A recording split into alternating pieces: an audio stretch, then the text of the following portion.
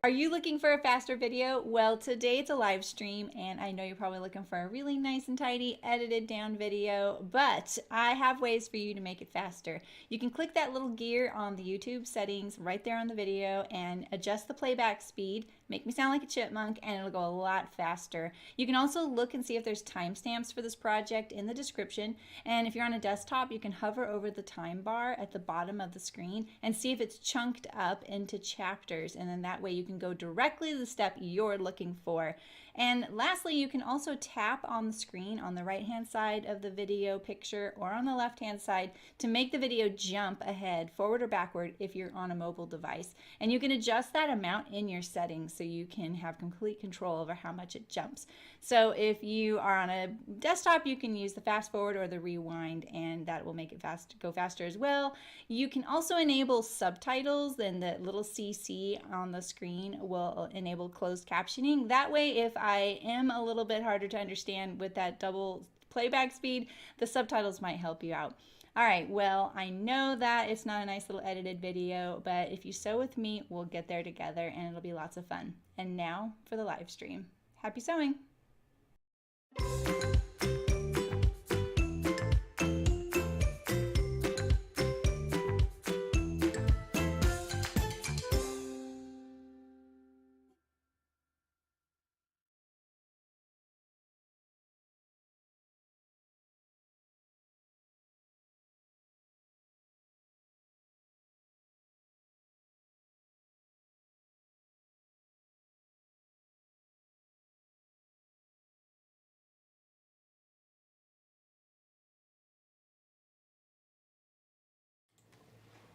Hello.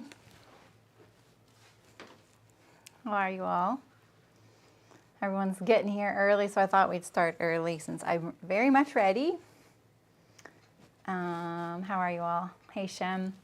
Wait, someone said hi above you. Who was that?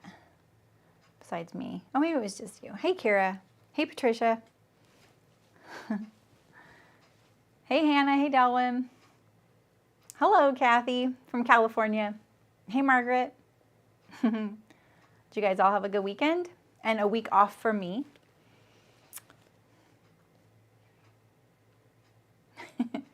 Shem already thinks I'm on a tangent because I used my tangent emote. I am a little distracted today, I will admit.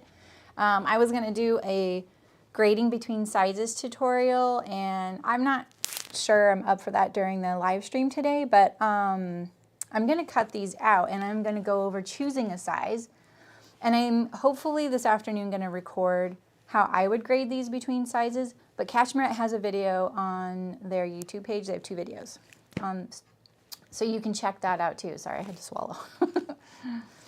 So we're making the Meriam trousers today by Cashmerette. This is the 0 to 16 pattern images. I usually get, well, I'm in both size ranges now that they're both expanded, but I usually pick this one just so that if someone else picks the other size range, which is usually the target customer, I at least can have this as a comparison, and because we talk about a lot of this kind of thing in workshop and stuff, and we compare things and measurements and pattern pieces and stuff, and it's kind of helpful because then people can decide which size to pick. So you're going to be seeing the 0 to 16 pattern envelope and stuff. So hi, Amy. Hi, Lindsay. Oh wow, we've been having rain nonstop here too. Hey, Lydia. Hey, Jessica. It's nice to see you all. All right, so this is my fabric choice. This was originally my fabric choice for the Closet Core Mitchells. I have this corduroy. I promise it looks a little better in person. Hey, Terry. Hey, Libby. Yeah, you are. I started even a couple minutes early. And then after all of my fittings and stuff on the Mitchells, just, I don't know, I think someone in the guild or in a workshop, like they were all kind of like, you're just not used to wide leg pants, and they were right. And then someone else was I don't know, something someone said made me think to try something totally drapey, and I'm so glad I did. I think that the Mitchells would be great in a corduroy, but I think for the way I wanted them to hang on me and fit me, I'm so glad I picked that Brussels washer linen. So then this left this available, and so I'm using it for the Meriam trousers today. And I'm really excited about that because I think the way that these are being marketed is almost like business professional, which is awesome, right? A lot of professional people need more clothes that are actually comfortable and actually fit them for their work environment. This is my professional environment, and I'm the only one here. So I'm kind of excited to make these in kind of a funner, more casual type of fabric. So, and maybe this isn't casual to other people. So, hey Leah, how's it going? Hey Barbara. Hi Carol. Comment during a live stream. I don't think so. Well, that's not true. I mean, sometimes you can, because sometimes I will see people commenting on my phone during a live stream thinking they're in the chat. But I think that it could be a device thing, Shem. I don't know. Rachel, no problem. This project is definitely dedicated to Rachel though, because she was super excited about it. And when I saw the waist closure option, I got really excited about it too. I had to sew it. That's kind of, I don't really need this pair of pants, but I really wanted to sew the closure. I'm going to show it to you actually. So let's see here. Nope, that's not what I want. Here we go. Okay, so do you see this schematic here? Not schematic, I'm sorry. This is the inside view. So the pants are inside out right here. And you see this little elastic tunnel? That means that they expand when you sit down. I don't know why, but the little video doesn't work here on the desktop. But see how that right there, this is the outside, that slides in and out for when you're sitting and standing. So that your pants still stay up and there's minimal adjustment. So maximum comfort. So that's pretty exciting. Let's see, where's the pattern table? There we go. And then I need to see you guys. Thanks, Shem, I appreciate that. I have had so much really amazing engagement on my videos lately as far as like comments and things like that after that Instagram post. I really didn't hopefully I wasn't trying to shame people into it. I just think people didn't understand how YouTube works. Commenting and watching are the only two things that matter to YouTube. Liking is amazing. Liking only matters to viewers. So, and I can explain the difference if you really want to know, but yeah. Oh, Carol, I don't know about that.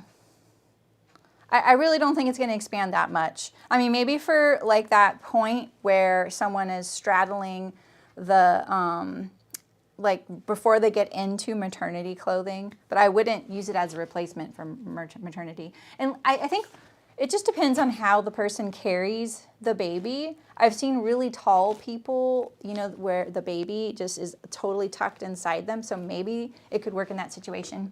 You're dingling. You was over in the sewing part one video. Oh, sorry, Heidi. I know. Putting up all the streams ahead of time sometimes can be confusing because I couldn't even find it. So, you know, Amy, I feel like in some ways it might, but honestly, I think if you have comments, unless you just want to say, good job, if you have questions or something you want to like expand on, I would do it in the guild in the skill building session, because that way everybody can see it too. And they may be like, yeah, but what about this, you know, so. Oh wait, what did Libby say? Maybe we can do a group replay. Oh, yeah, exactly. Yeah, right, Terry? Exactly. Yeah, Kira, right? I think so.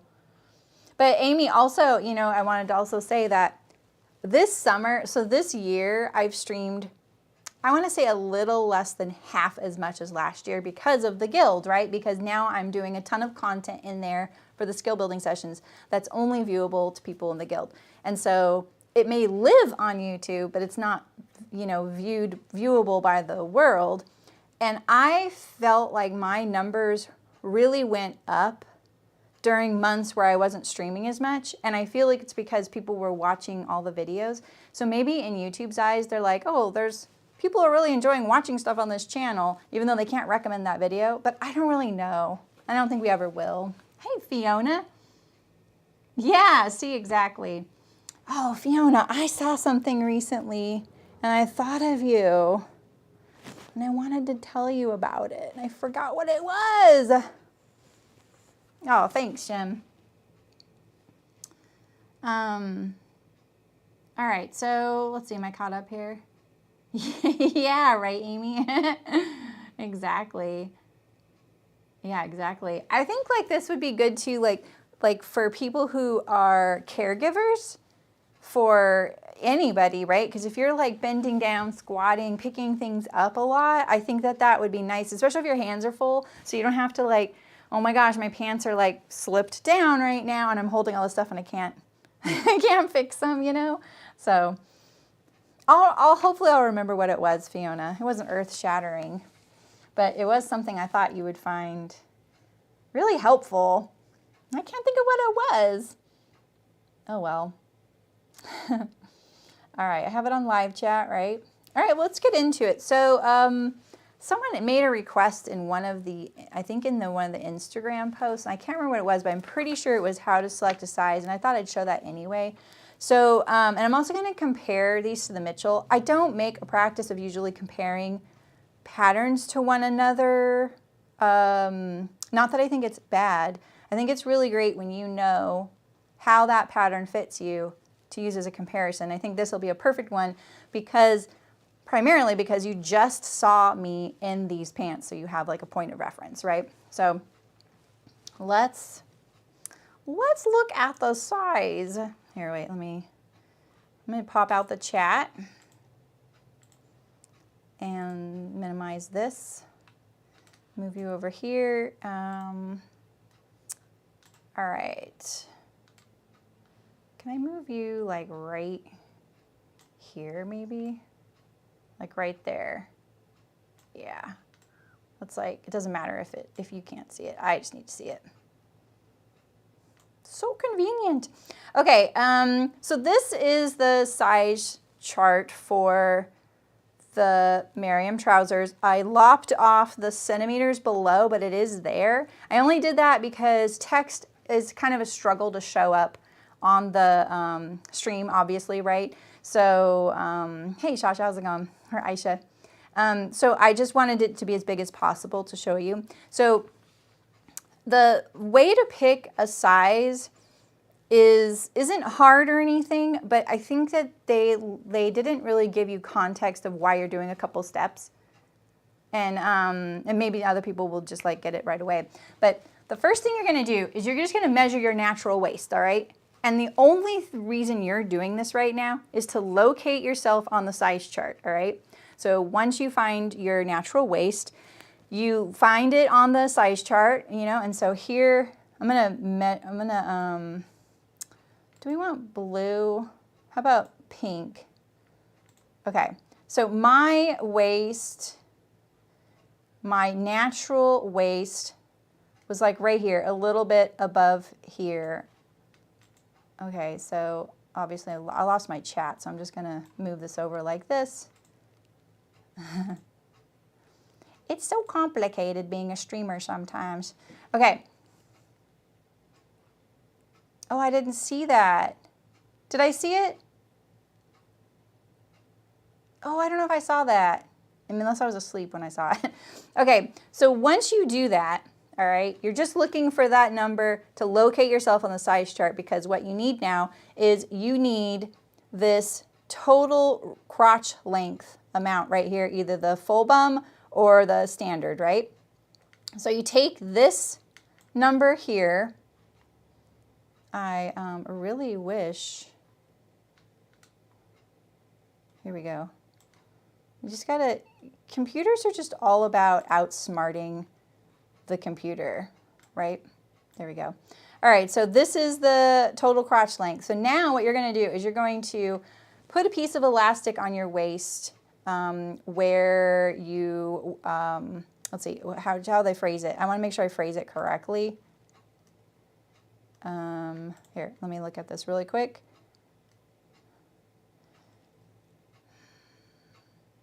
Okay.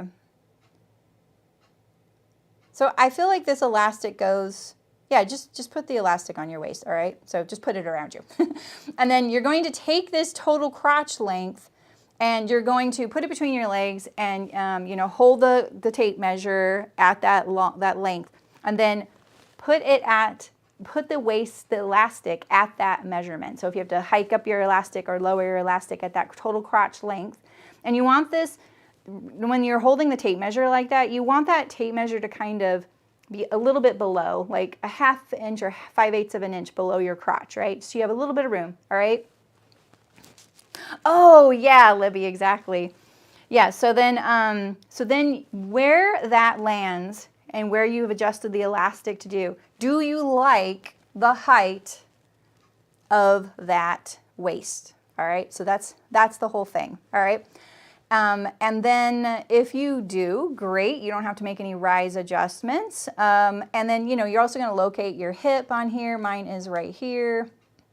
And you're going to measure your waist where that elastic ends up at that total crotch length and go, okay, where am I on the size chart? I'm actually a solid 14. I got really lucky on this one, okay? Not like the Mitchells where I was like 2 sizes below on my hip, all right? So I just wanted to explain that, a little bit of that rationale, because at first I was like, why did we do the first step if we're not even going to follow it? And it's really just to locate yourself on the size chart. So now you know what the total crotch length is, because what you're trying to determine is, do you like where this waistband is going to be? And does everything look like, you know, where you want it? Like, okay, you know, I really don't want it to be that long. And my measurements are kind of half in this 12 range. Well, maybe you go down a whole size to the 12, all right? If you're using view A, which is the waist that expands, and you're between sizes, size down, all right? All right, so that's how you're going to select a size on here. And I'm going to use a solid 14. All right. Should we cut? I'm ready to cut. Why is it so hard always for me to find that? There we go. I really like the pop-out chat. It gives me a lot more space. I'm gonna just make it a little bigger. You guys can do the pop-out chat too, just so you know. If you're like at work and you need to do other things, I'm not gonna tell. All right, so now what I want to do, so here's my fabrics. And like I explained in one of the posts, I usually look at people's sales sections because I always think like they're trying to get rid of this and they're done with it. Like they have no other fabrics that match it. Maybe it was slow selling, whatever. And I usually try and buy some of those for pocket linings because I just think, what the heck, you know? And then I'm helping the store out. So that's how I ended up with this. I'm actually thrilled with this fabric. It's super kooky. You know what I love about this fabric is that I actually can draw better than this, and I love that. And maybe there's a whole story behind this, like this is children's drawings, maybe this is their style. I'm not trying to insult it. What this does for me is go, Saremy, stop being attached to a certain way my drawing needs to look. Just enjoy the process, you know? So I thought this was kind of fun, and the selvage is really, really fun. Can you see it? I can't see the camera, but the selvage is super fun. So anyway, all right. There is one alteration I'm going to make to the pattern that I'm going to tell you about and show you how and why I'm going to do it. Got my fabric the way I want it. So the one change I'm going to make to the pattern is I'm going to put a facing on the top pocket piece because you're supposed to cut this in main fabric, and my main fabric is corduroy, which is just a little too bulky. So I'm going to put a facing. And so just to orient you on what these pattern pieces are is, okay, this is your lower pocket. So the palm of your hand faces this. I'm going to put it like this, right? So this is how you wear the pocket, all right? Let's move all these pieces away, right? This is lining, and then you put a, self fabric here so that when your pocket is peeking, the little corner is peeking out to the world, they only see the regular fabric. This one right here, it sews to the pant, and it goes right here to the opening right here, okay? And so they're doing it in main fabric because if you don't sew this little edge really well in lining, the lining can sneak out and show on the right side, all right? And I'm going to make a facing right here. And all I'm gonna do, I'm not gonna do it how the Mitchells did it. I'm just gonna make a seam right here. So let's say I'm just gonna make it like 1.5 inches wide. And then I'm just gonna add seam allowance to both sides. I'm just gonna keep it really simple. For some reason, my rotary knife is like not spinning very good all of a sudden. I've probably had it for 20 years, so maybe it's time. Maybe it's time to retire.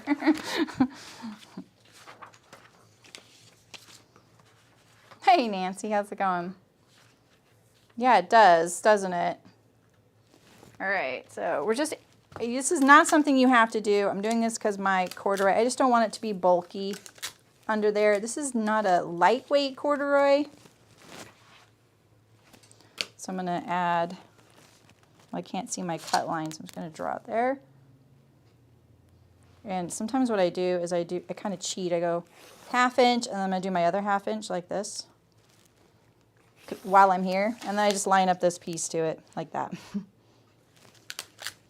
Saves me a little time. And now this one here will be in lining. And this one's main. I guess I have to say goodbye to this pin as well. All right. So I'm going to cut these two apart. And you know what I could do? I can overlap them on that seam line, lining up the seam there, like this. And then we can trim off the excess seam allowance to get the shape of the seam right. There we go. All right, so now I have a pocket facing. Okay, I have to say, one of my really big pet peeves with this pattern is that I swear more than half of the pattern pieces, the text is printed on a seam going straight through it. I'm not kidding. Like most of the pieces are printed, and then half of my paper, when I tape it, covers up this whole box. Like, I know that sounds like I'm exaggerating, but I'm not kidding. This one, same thing. I had to cut away the paper on so many pieces. It's like, that was intentional. I feel attacked. Oh, thanks, Nancy. I know, I saw that. I didn't even know I was eligible. And I saw Amy Manarino won one for the Curvy Pattern Database Challenge last month. Do they really, Kira? Wow, that's fancy. All right, so I'm gonna put this with my lining pieces. All right, so let's talk about the rise length. This is lining as well. All right, so when I determined what my rise length was, by the way I was explaining to you at the very beginning about how to find your size in the size chart, my rise, like if I were to measure my pants right now and measure me, it's right around like 26 and a half. Oh, no, yeah, around 26 and a half, I think. Let's see, I wrote it right here. Yeah, 26 and a quarter. Me, 27 pants, okay? So you want that little bit extra. The crotch length for the size 14 is almost 30 inches. So that's like 3 inches longer. And I thought, well, shoot, that seems crazy. That seems like way too long. That also kind of helped me figure out like where that waistband was going to be by all of their directions on how to choose your size. And I just thought, well, I'm definitely going to shorten the rise then, because 3 inches too long, that's 1.5 inches on front and back. That's just too long for me.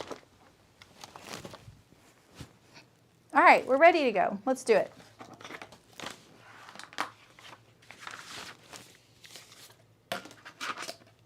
We want a clean ruler. Pick a ruler, any ruler. Here we go. That's the cleanest. Let's zoom out. Cancel. Ooh, I'm so glad I left all that up. That made it so much faster. Do you think it's doable to add pleats on the front? I do. Yeah, I do. Yeah, and the way I would probably do that, Mafio, is, or who asked me that? Martina, sorry. Probably the quick and dirty way would be to use this dart on the front as your point and slash to your hemline, not the cut line, the hemline, and spread it apart what you want for your pleat. That's it. It's funny, I thought there was a pleat on these. That's funny, I didn't even realize it till you said that there's no pleat. They're a flat front trouser. I'm so observant. Okay. All right, so I've got my fabric here. Let's pull it off here. This is probably gonna do all kinds of crazy color things under the camera. The camera doesn't like colors like this. Oh, it's so pretty in person though. It's so pretty. All right. So my fabric has a nap, and if you're unfamiliar with what a nap is, or you've seen it like in like fabric recommendations, you'll especially see this on Big 4 patterns because they've got that history to where they've been around since corduroy was really popular. They will say in the fabric recommendations with nap or without nap, and that means that you need extra fabric to cut your pieces if it has a nap. And the nap is it's a directional thing. So you can use a with nap yardage amount for anything with a directional print or matching because it helps you have extra. Now a nap, you don't have to match anything, but you want all of your pieces to be cut the same direction. So it might be slightly less what you would need to cut a pattern in a nap rather than something with a large plaid repeat. But it's really helpful to see the difference and you can kind of get an idea.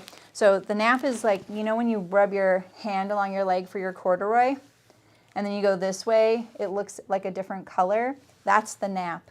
So we want all of our pattern pieces to be cut the same direction. I'm actually pretty good about doing that in general. I usually just do it anyway because some fabrics, even though they don't have a nap, they do look different when they're cut upside down, especially twills.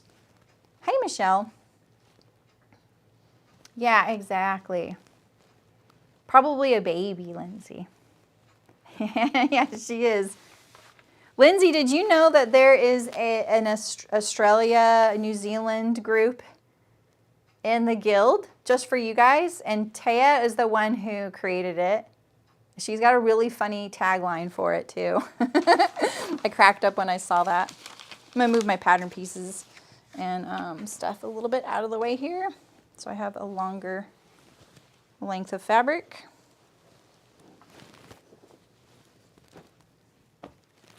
All right, so we need our fronts, we need our backs. Yeah, one-way prints. That's what I mean by directional prints is the same thing as a one-way print. Or velvet. Velvet has a nap, yeah. Yep. Lots of things have naps.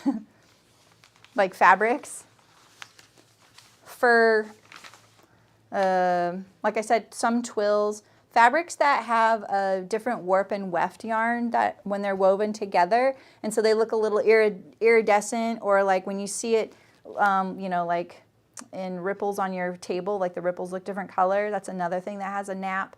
So just because it's not something tactile, it might have a visual nap or a directional thing. All right, so this is the welt button loop. Main. This is only interfacing. Main, lining, lining, lining, main, and I think all these are main as well. We'll set these aside. Let's put these over here. Every time I set something over there, I forget it's over there, and then I kind of like, where did I put that? This is corduroy. Doesn't matter, Michelle. It's a completely personal preference. I like it to be smooth when I run my hands down. I almost made a quip about that too, Fiona.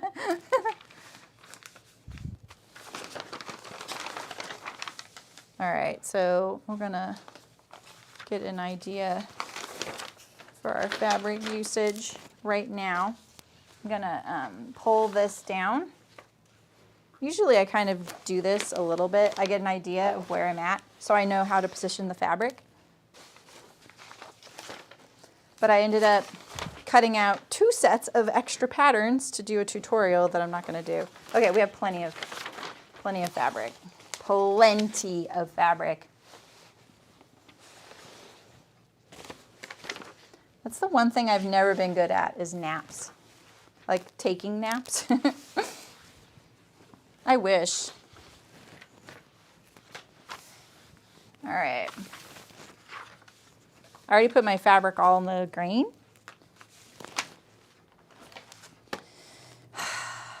Grain lines. I'm not sure why people don't, wait, this one's cleaner. I'm keeping that one out. I'm not sure why pattern companies are so skimpy on grain lines, especially with pants. It's like really important. Like really important. It's probably some sort of like clutter thing or something, I don't know. This one is not cleaner.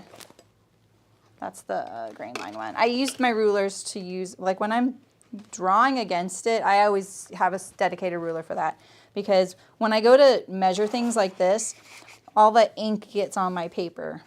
Like you can see that got some red on there. So from some other time that I did this.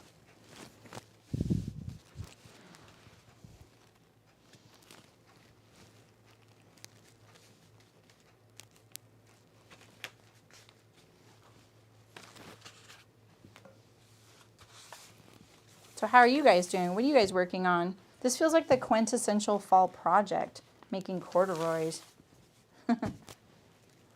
Doesn't it?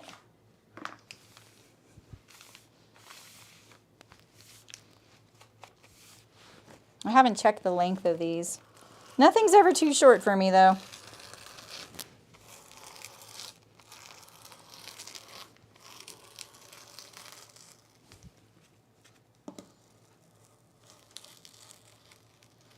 Stop right there. I'm going to show you a trick to go up that curve with your rotary knife. I've shown it to you before. It's nothing new. It's very thick, and my rotary knife, for some reason, is having trouble spinning. It's like the grease is just really thick this time.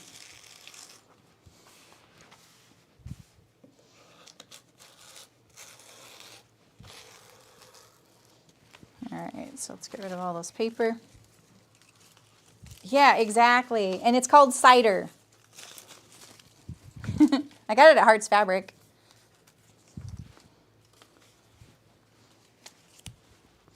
My fabric bin is already getting full again.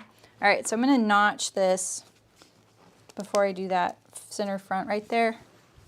Is there a notch here? No. Just the dart.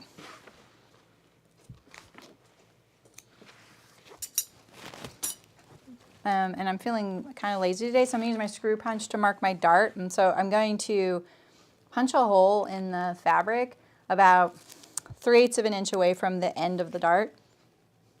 I just know I made somebody pass out by doing that. It'll be fine. All right, so now to cut this curve here, what I do is I'm going to lift this up like this, peel it away, and now I can continue to cut my curve. I just saw someone cut this center front out, and when they And it was just bad. Like, I was like, oh, don't cut it like that. So that's why I thought I'd show you that. Because I was like, have you not cut things out? So I just thought I'd show you when you have these interior curves, you can just lift this up, get up to that point, lift this up, and go around it. It's sold out at Hearts. Oh, I'm sorry. Really? I'm surprised. You're making a plaid dress with pin tucks. Ooh. Plaid with pin tucks. I bet that has an amazing effect. Okay, so I'm just going to put my pattern pieces away right off the bat. And then I'm going to do all these little guys right here.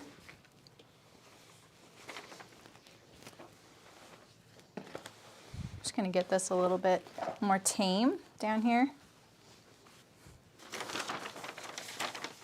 If this wasn't, like, you know, this difference, you see how this swoops right here? Sometimes your fabric will be wide enough that you can keep this on grain and then put your leg in that little section, but that's not going to happen with these. But say you were doing something really close fitting or a smaller size or something for kids, you know, and then you can maintain your nap, but then put those pieces kind of jiggle them, you know. I did not do a muslin. Yeah, nice. Yeah, I always give that tip when cutting interior corners. So there's a couple of my patterns. I'm trying to think which ones. What pattern do I sell that has the interior corner? Project bag, pocket bucket. None of those do. Maybe it's just for like boxy bags. I always try and share that because when you're cutting like a corner, just cut into the corner, lift it up, and cut. Then you won't run the risk of cutting anything else because you're cutting from the interior corner out, and you've already pulled the fabric out of the way.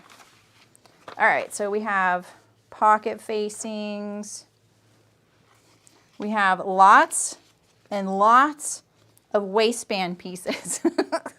Oh, I'm going to draw my grain line on this pocket lining piece right here that I made. And the way I'm going to do that is use the grain line on this other piece and just keep going up. For this corduroy, this is really important. I really need to keep it on grain. You don't want to take this little facing piece and then just run it parallel to your corduroy.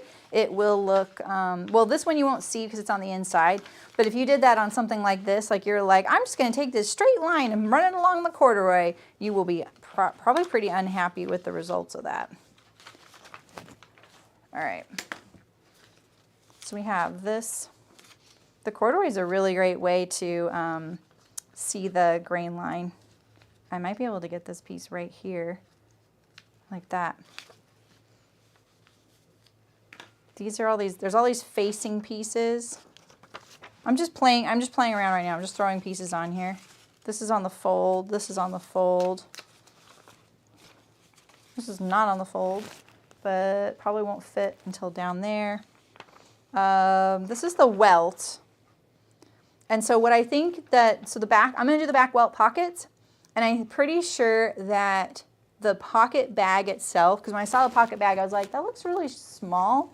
And I think what it is that this is the welt right here, and then you have a built-in pocket facing using this piece, and the pocket bag is sewn to the bottom edges of the welt, and it hangs down. So then this combined with the pocket lining gives you a deeper pocket, but this is going to get like folded up because of the welts, so there might be a finished measurement in the guide.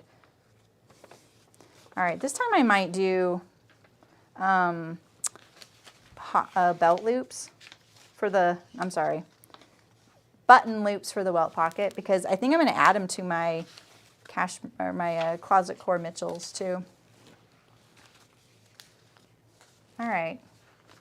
So how much is this? I just need See, and again, it's like cut 2 main and cut 2 interfacing. All right. All right.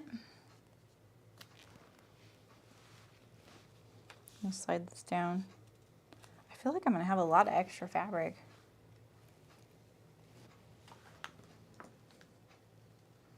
That other orange color looked really good on their site. You know, like if you're liking the fall kind of cozy color. I like the weight of this corduroy. You know, it's still stout, but it's not like chunky, you know?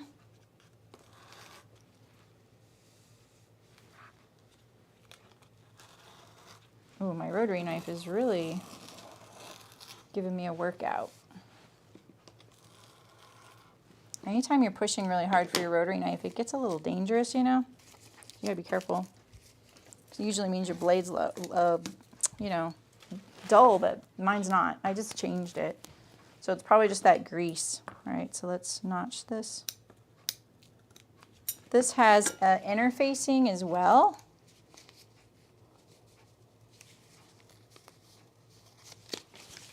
See, another thing, the seam is right over my notch for my size, right there. Interfacing.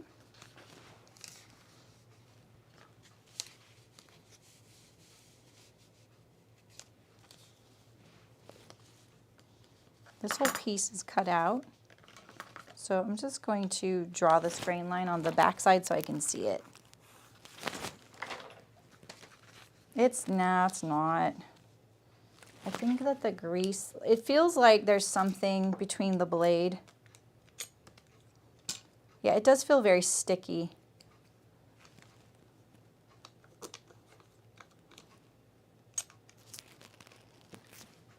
Let's see if we can just clean it a little bit.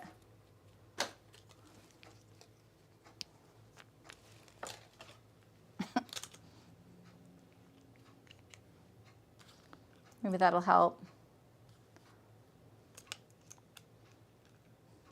This rotary blade is so old. I mean, not the blade, the holder is so old.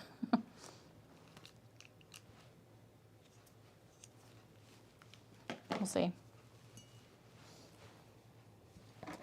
Make sure my selvage is not wide on one side. No, but they come oiled so that they don't rust, I think. Oh yeah, that's a lot easier. Hi, Eliza. I feel like Eliza's going to someday be like, well, I would have my thesis done, but I've been hanging out in the So-So Guild, and I mean the So-So live streams.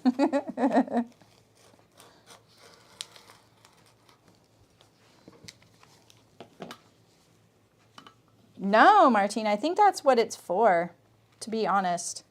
I think some people are very much counting on that, like it being a solution for that, because there's a lot of people whose sizes fluctuate throughout the day from morning to night, you know, like due to medications or other reasons. So, yeah, I think that's a really good call for that. I'm just going to use this as put it on the corduroy. No truer judge of the grain line than corduroy. Corduroy and yarn dye, you know?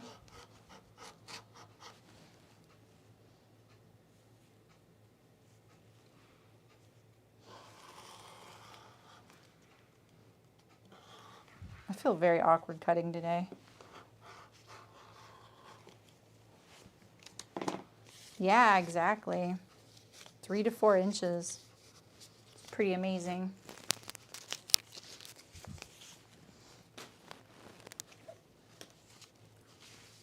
I have this song stuck in my head and I don't even know what the song is. I only have like some weird part of it and I don't know the words and it's literally driving me crazy. You know what I mean? Okay, so this little guy here. So this is my pocket facing. So let's just fold it along the grain line. And we'll put the grain line on the corduroy. It's when you really want to make sure that both of your layers of fabric are cut on the grain. They're folded on the grain. This is timely for all the people in the button-up shirts skill building session, because I gave you guys a bonus on lining up your fabric on the grain and folding it so it stays that way. I do that for every single project. I just felt like, you know, let's just talk about this. It's not as essential for like button-up stuff, because if you're going to be pattern matching, you're usually cutting those pieces separately, you know. Hey Justine, how's it going? Sing it? No. I don't even really know how it goes, you know. It's like one of those things like that. I can't get anything in this little bit right here. Maybe the belt loops, but I'm not going to do belt loops. Is that going to be okay with you guys? I'm not a big belt loop fan. I'm not a big belt fan anymore. Like, I only wore belts when I had ready-to-wear pants. Okay. We'll slide this down. Get a couple of back pockets for the welt.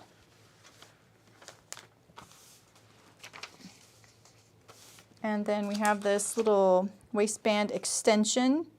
It does say cut 2. And then we have the welt button loop. I don't think I can say that. I don't think I'll ever be able to say that.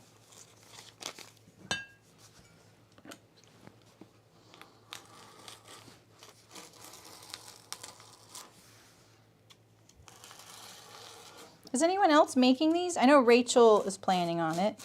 She like had her pattern printed like 2 days after it came out, I think. Yeah, right, Terry? Oh, you do, Nancy? That's funny. My husband uses his back pockets to do that, and all of his little back pockets are ripping right there because he's had them for so long. Yeah, it's an earworm. I don't have anything against it, but, you know, I don't really need it in my life.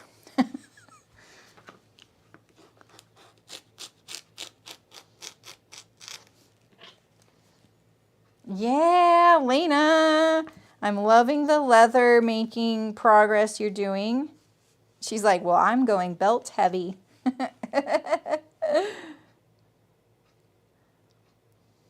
Oh, I like that idea, Leah. I mean, I don't see why you couldn't fit these a little closer and just make them into jeans. Yeah, no? Oh, yeah, Lena? Okay.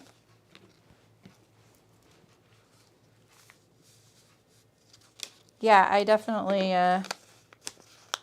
there's a lot of new pants right now.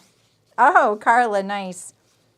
Well, I hope that whatever happens, they come out and they still inspire you to sew these, you know? It's interesting. I feel like the fact that the patterns between the Mitchells and, well, you know, one little important thing I didn't remember to tell you guys when I was comparing the Mitchells to the Meriam is that I also graded my Mitchells up at the waist in circumference. So I did the 16 waist in the Mitchells and the 14 hip. Right? That's what I did. Something like that. And then the Meriam, I'm doing a straight 14 because I was going to say how different the waist sizes are between the two. And then I remembered, oh yeah, well that's going to affect that crotch length. You want them all. The left fabric would do a matching bucket hat. Oh yeah. I just made one recently. I don't know if I need any more bucket hats. I actually want one out of raincoat material. I love how I just said raincoat material. That was very much not reflecting my years working in the outdoor industry. All right, so we just have these pieces here. I think these are both cut on the fold, and then this one here is cut 2 in lining. So, and then this is the belt loops. I feel like I'm gonna have a lot of fabric. You want them all too. What makes jeans jeans and what makes pants pants? The fit and the fabric, I feel like. But you know, you can make jeans, a jeans pattern in, you know, canvas or corduroy. You'd still have a jeans fit, but they wouldn't be sewn in denim, and denim is typically a twill weave. So you could sew them in a lightweight twill. It wouldn't technically be denim. No, I went from 18 to 16, Libby. You're right, I did take it down, but I originally was going to go 18 to 14, I think. And then I kind of dialed it back because I was like, you know, this waist is bigger. Because remember I did the 18 and I was like, oh, these are way too big. You think all the top stitching and flat felt seams make jeans jeans? Yeah, but you could do that on anything. So jeans, like I think if you were to look at the classic definition of jeans and like look at their history and how they came about, they'd be sewn in denim, and that would be the primary thing. They'd also have the reinforced seams, things like that, because they were made for workwear, right? So you could cut the, you know, the Meriam trousers in the lightest denim possible, and you wouldn't call them jeans, right? So, and jeans can fit so many different ways. They can be close, they can be loose, they can be baggy, they can be boyfriend cut, they could be girlfriend cut, you know. And yeah, you don't flat fell your jeans. But originally, they were made for workwear and reinforced seams. And Nancy's like, nope, then they're jeans.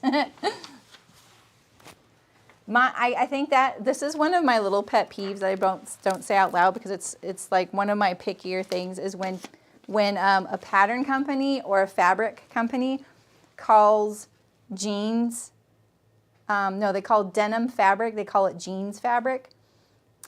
So like in the required material for a jeans pattern, they'll say use jeans fabric. So I feel like there's some sort of history lesson between using the word denim and the word jeans. Jeans are the actual pants. Denim is the fabric. It gets so picky. But, you know, we're home sewists. We're picky. Yep, the back yoke would be another thing. Yeah, I mean, I could go on and on. I just don't really, I'm not up for it. Sorry, but you're right. The back yoke is really nice because it actually offers some shaping without having a dart.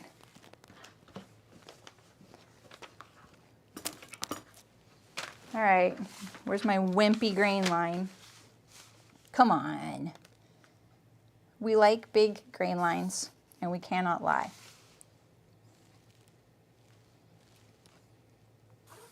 There we go. I just ordered, what? Oh my, Kira, you did not have to do that. I have other rotary knives. They're all old.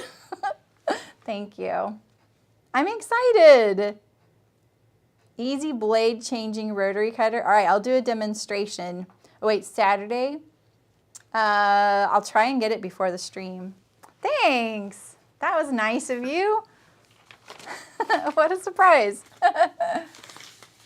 An endurance blade. I haven't even heard of that. That sounds like a dream come true. Those two words together have never sounded better.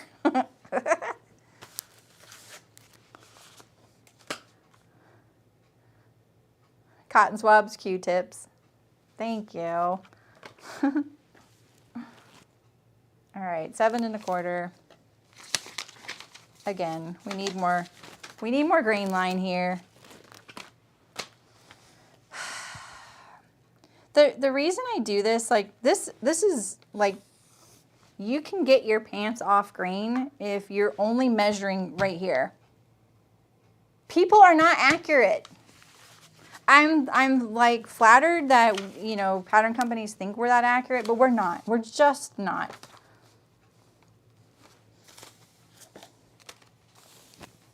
Seven and an eighth. We're not going to get over there. I'm going to get away from that wrinkle. I have a little bit of a wrinkle right here in my denim, and I don't want that to be there forever. So yeah, let's start from over here then. I just put my finger on there, and then sometimes I'll even do this if I'm getting really frustrated. I weight my ruler down, then I just slide the pattern until it's on grain like that.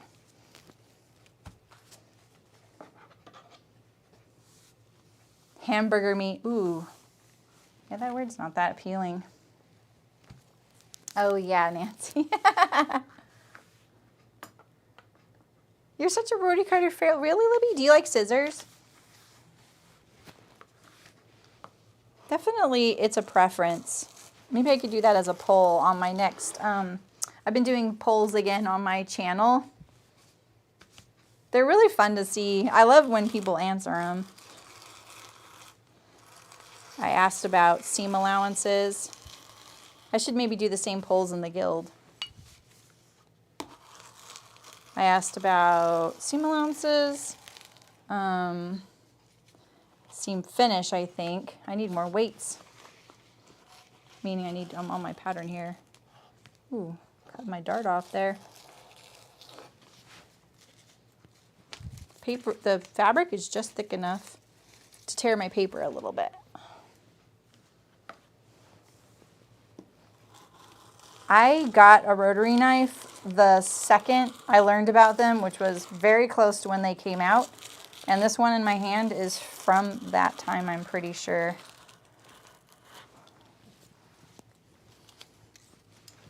Okay. A little bit of fabric waste with this one. What would I make in this extra, you know? Did not get my corners very good, did I? Oh. It's not them, it's you. I don't believe that. Is there really no... Ooh, I love that they didn't put notches on the back. I love that. Notches just weaken the seam anyway, you know?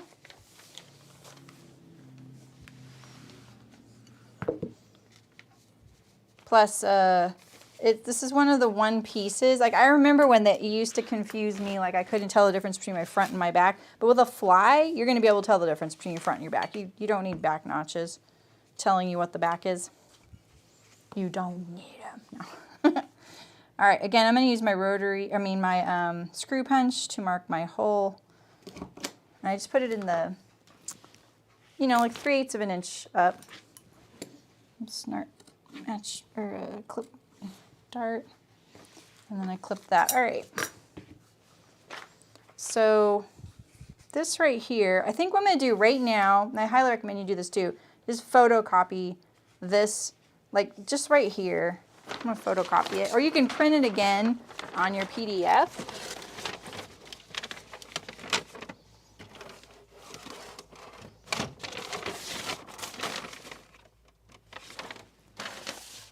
Okay. That way you can just use that for your welt marking and not your whole gosh darn pattern. It could be your mat, Libby. It's not your mat. I used to have a mat that always skipped threads.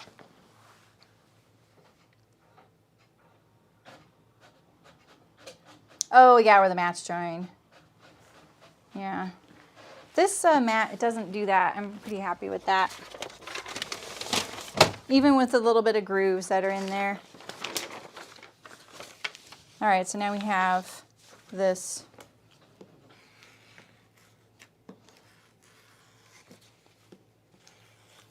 Like this.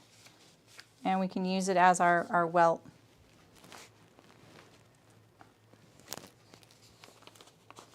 enclose it. So when I sew the dart, so you see how, let me show you.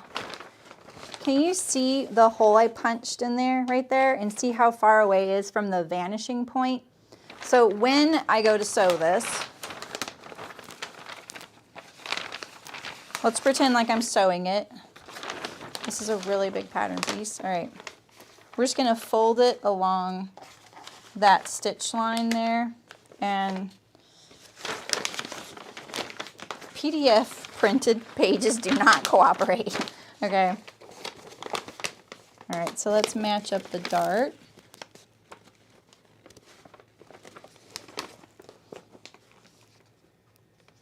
I'm having trouble matching it. There we go. All right, so now when I sew my dart to the vanishing point there, here is that little hole I made right here with my fingernail.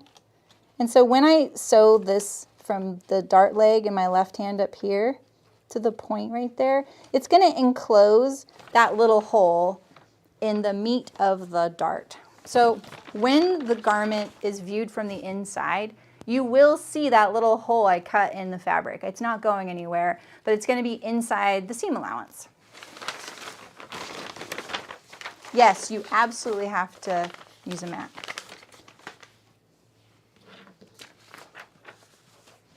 All right, got those.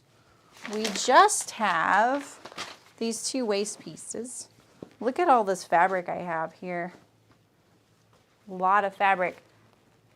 You might use less fabric. Depending on what size you need to cut, you might use a lot less fabric if you don't pick a fabric so wide.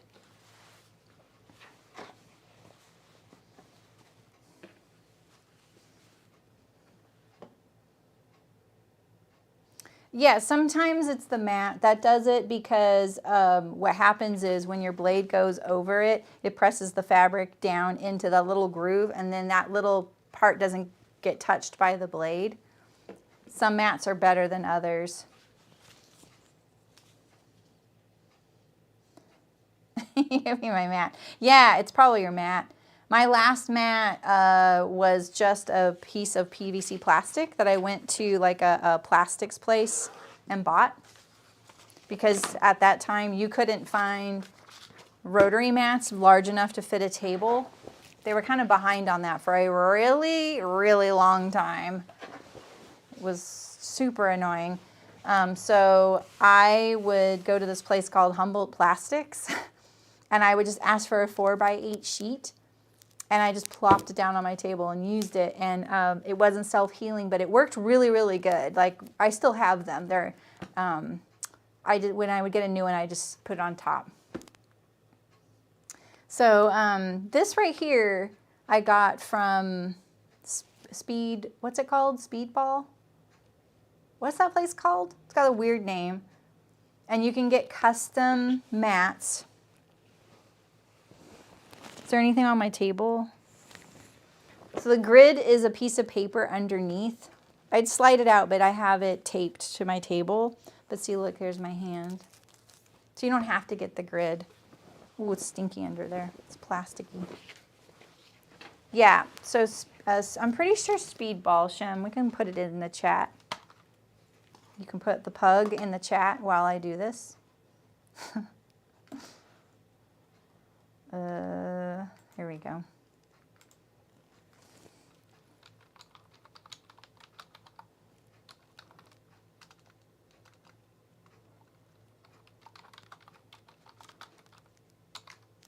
Is that what it's called? Speed press. Speed press. Here, I'll put it in the chat. They're very, in my opinion, they're extremely affordable. I have had this one for 10 years. Oh no, I'm sorry. I haven't had this one for 10 years. I have my other ones for 10 years, but they are too big for this table. Yeah. So speed press. So let me tell you one cautionary thing about these. Let me see if what they're selling is. Okay, so it says, the one I just gave you a link to, it says large rhino self-healing mat. All right, don't get that one. Let me find the custom one. I'm going to tell you why.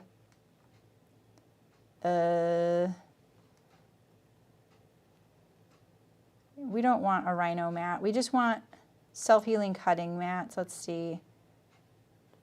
Do they not have? All right, well, can you get the rhino mat without the grid printed on it? Because I'm going to tell you why you don't want that grid on there. Let me see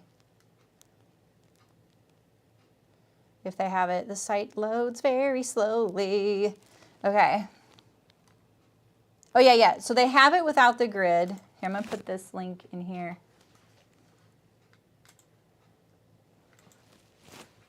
Okay, so a long time ago, let me tell you a little fairy tale that is true. I ordered rhino mats from Rhino Mats. It was one of the worst experiences because I got the mat. I'd never had one with a grid on it. It was my only option at the time. And so I got it. I was like, fine, I'll get one with a grid. And it's printed on the plastic. And, you know, I do everything on my table. I cut, I do pattern drafting. That's all I do. I do all of my pattern work and all of my cutting on it. So when I'm doing pattern work, you know, sometimes I'm doing stuff like taping, right? And then the tape goes off the edge of the paper.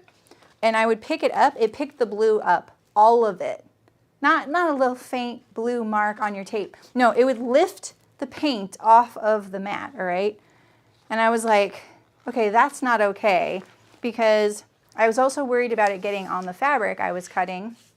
I didn't know anything about this blue stuff. And so I reached out to them and I just said, hey, the tape just lifts this up, and I, you know, it's a craft thing. They don't know you're sewing on it. It's a craft mat, right? You could be doing whatever you want on it, but it is sold as a self-healing cutting mat. And so he was like, no, it isn't. You're just making that up. Like, he totally like didn't believe me. And I was like, here's a little video. I like showed him. Like, it would just lift it up. And so like all of my ruler, like my ruler right here was almost all gone within the first week of using it. And so they wouldn't let me return it, but they finally credited me and they didn't take it back because they didn't want to pay for shipping back. And then they, I think that they either sent me one without the grid on it or they just like never talked to me again. I don't know. It was a terrible experience with them. So I don't order from them. I order from the Speed Press people, and I got the custom one without the grid on it. So that's my cautionary tale. I didn't know that it was going to come with this mat underneath it, and this mat is totally sufficient for me. Would I quilt using this grid? No. You know, obviously that's like it's more than you know, it's almost a 1/4 inch thick mat. It's not going to be that accurate. So just so you know, I can use it for lining things up and everything, but you know, having a grid mat is going to be more accurate. So yeah, okay, good. So the one in the picture is the grid on top, is the one that's printed on there. Don't get that. When I saw that they did this, I was like, oh, maybe they finally got enough people saying this that they stopped printing it on there. But I don't know. That picture is definitely the grid printed on there. So don't get that one. Unless you're never going to tape your mat. But I'm telling you, even just rotary knifing on it, you could see the blue was missing. So that's my cautionary tale. I'm freaking fierce when someone comes at me and tells me I'm wrong, too. Like, I'm polite. I'm super polite and professional, but I will get to the point where I'm like, yeah, you know, you're patronizing me. It's the same with my vinyl thing. People always wanted my vinyl vendor. And they were some of the most sexist, patronizing company I had ever dealt with. I had the son come after me defending his father's honor just because I told them, hey, the last order you shipped feels a little different. That's all I said.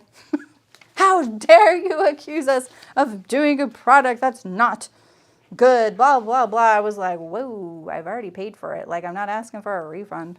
So yeah, I don't put up with that stuff, like, at all. All right, I just need to cut this out. Wait, this one might fit right here. Yeah. You're not. I'm going to try. Oh, here. We'll do this one down here We just need one of these. And make sure my corduroy is perfectly folded on the grain there. Yeah, like some people, if I don't like them, whatever, that's fine. Like, I don't have to like everybody. But if you tell me that I don't know what I'm talking about, yeah, we're going to have words. If I don't know what I'm talking about, I'm not going to say anything. If I know what I'm talking about, like, it gets me pretty upset.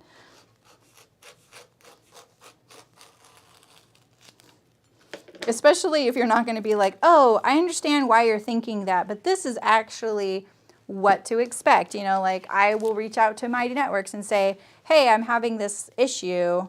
And they're like, oh, yeah, that's because of blah, blah, blah. Like, okay, cool, thanks. You know, thanks for telling me.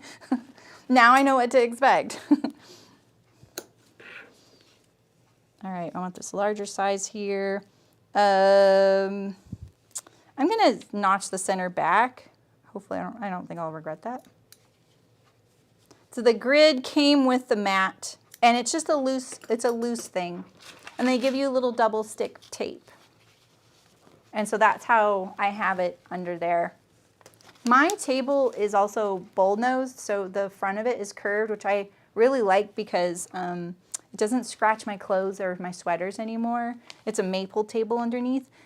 But that also means I had to measure to the front curve. See how my table, can you see my table sticks out right there a tiny bit? In person, it's like going like this, you know. And so because I lean against my table, that actually kind of helps me not lean against the mat as much. But even when I do, it will slide a little bit. And so I just use a little bit of that double stick tape on the table. And it's completely secure. It doesn't move anywhere. Okay, here's the dilemma now. Do I fold this and get a piece across? Like I'm like way up there, or do I just cut right here in the middle? I'm just gonna cut right here in the middle. I get a bigger piece left over, right? Because if I were to fold this and get this like over here to the right, you know, rather than smack dab in the middle of my piece of fabric, it would be like this and it'd be up higher. Oh my gosh, Jerry, yeah. I mean, I think all of us deal with that. It's the fact that people really think they can get away with it sometimes. I'm like, With the vinyl company, that was not an easy vendor to source. And I've had people mad that I didn't tell them where I bought my vinyl, like customers. You don't, if you're sewing and selling product, the one thing you should never give out freely is your vendors. You can tell them where you bought your sewing machine. You can tell them where you get your printer paper. Do not tell people where you buy your supplies to make your product, though. Even if they say they're, non-competitive, unless you're really comfortable with it or they're a friend, you know what they're going to sew it with, right? You're not under any obligation just because you figured that out. And people would get really upset with me. I was like, dude, this is what sets me apart. Because everybody else started using vinyl, and their vinyl, it just wasn't good, and it would crack and break and everything.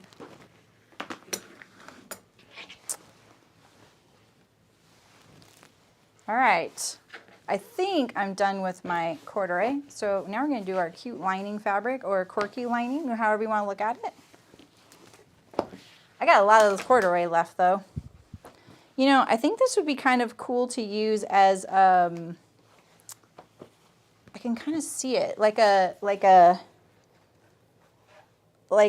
corduroy overshirt, like where just like the yoke is corduroy or something.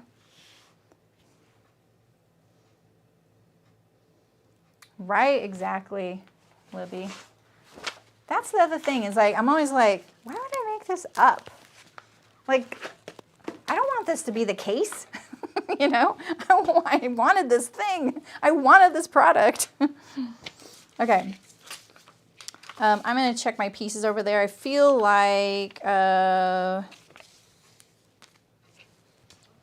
this wasn't supposed to be... Oh, this is supposed to be lining. Okay, number 10 is lining. I didn't need to cut that last piece. Darn it. I agonized over the fabric or where to place that, and then I didn't even... I'm just checking all my pieces. This one does not need to be in fabric. My bad. Oh, well. All right, so this is lining. This one, you're going to cut 2 in line, 2 in main, and 2 in interfacing. So this is an interfacing piece. Interfacing. All right, and then let's get our other interfacing. You.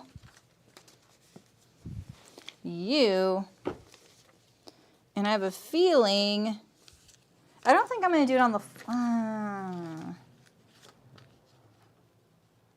I don't know. I might do it on the fly.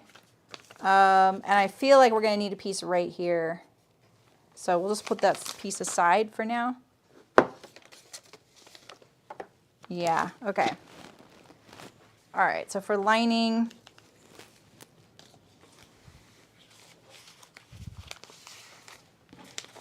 we're going to need piece 7, 4, 5, 7, 10 and 13, and you don't need 7 if you're going to cut these in main. But that's true. That would be pretty short for me, Libby.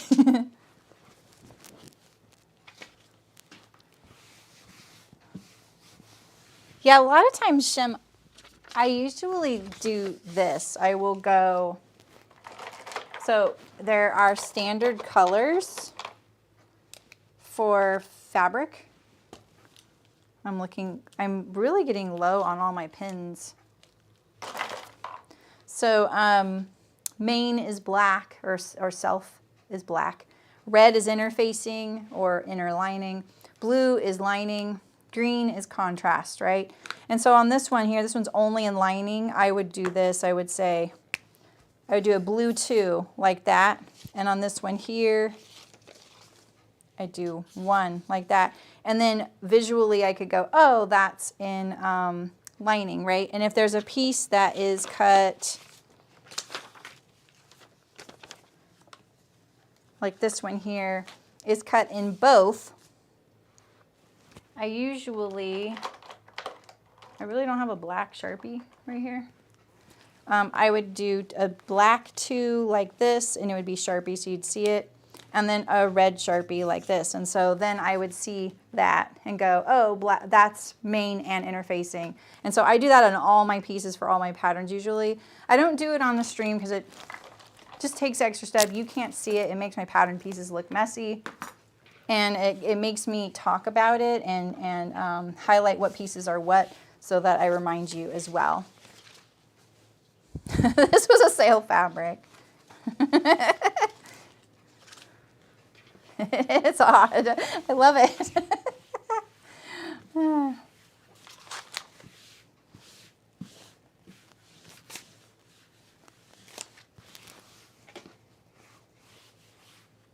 Yeah, the mat prevents skipped threads with the rotary.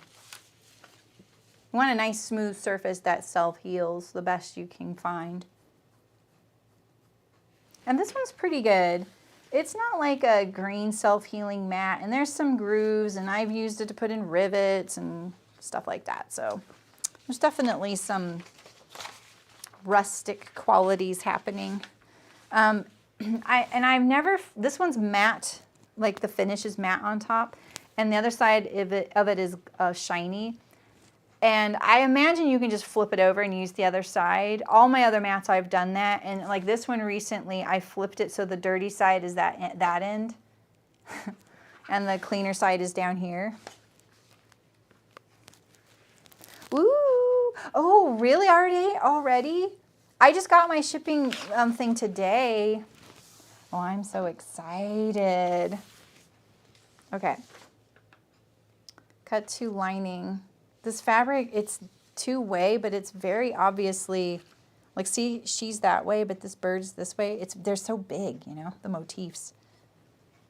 I may just have to go with it, you know. A little eyeball on my butt. Bird. I think this is folded like this too.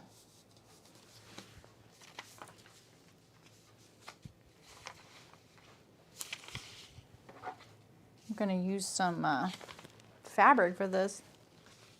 I think that this would use the space better doing that.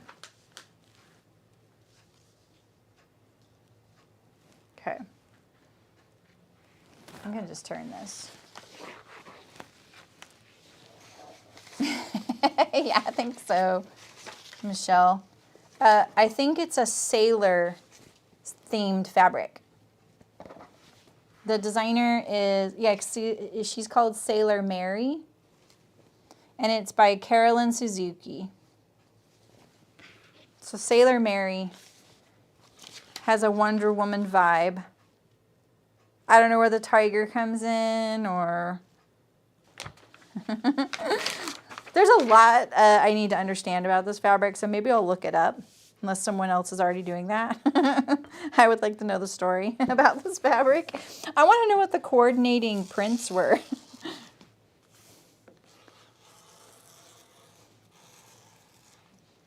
I think it's going to look great, though, as my pocket lining. Ooh, this is so much easier to cut than the corduroy. Oh, is it a mask? Maybe it is a cat mask. I don't think it's a mask. Maybe it's her mascot.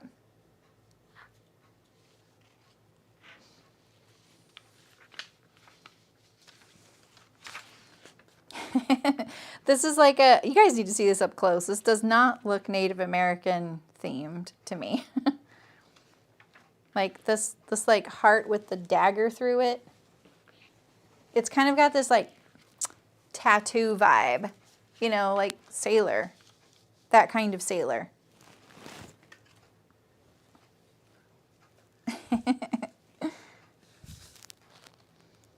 Okay.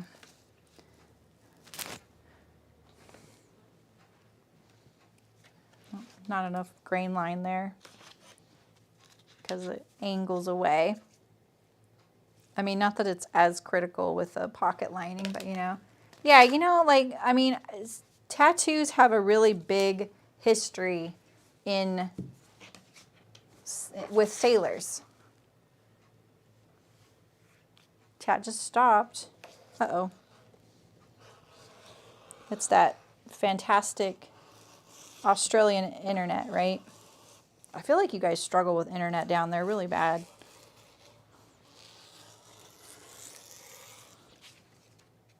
Like I've never heard it like here, but I've heard about it in other areas of the world. Like I've heard people talk about that in other areas of the world. Yeah. Tattoos.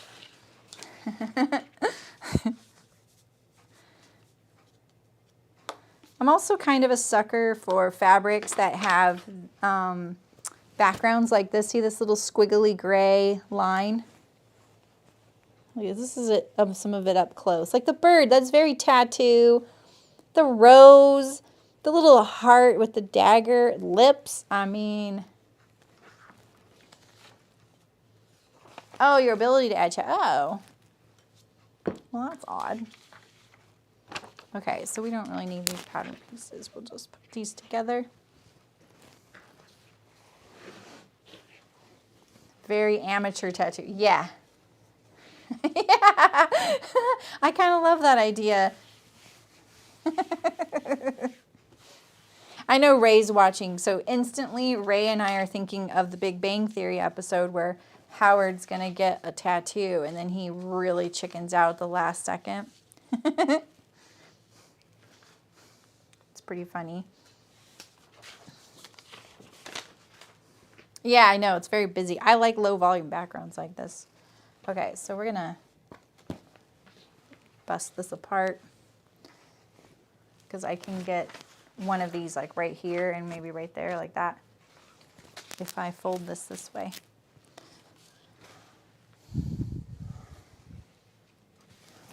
selvage is so tight. Do you see how tight it is? It's interesting when I've seen the trend of using your selvages in sewing, but it's not ever been recommended. Like since I was a sewist, people were like, never use your selvage. In fact, in the factories, they'll cut sometimes 2 inches in from the selvage and cut all that off because the fabric is so bound up tight there, you know?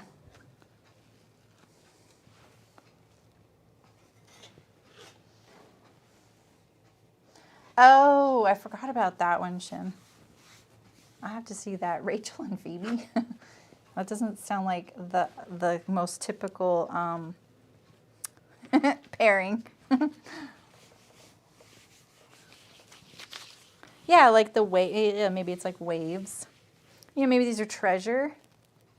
I don't know. I feel like it's a little kid that drew it, maybe, or in a good way. Like it's very charming to me. I know it's not charming to some of you. I think I showed it to Libby and she was like, huh. That's an interesting choice. This isn't cut with interfacing. This lining piece. I'm kind of curious what this is something to do with the, I think the adjustable bit maybe.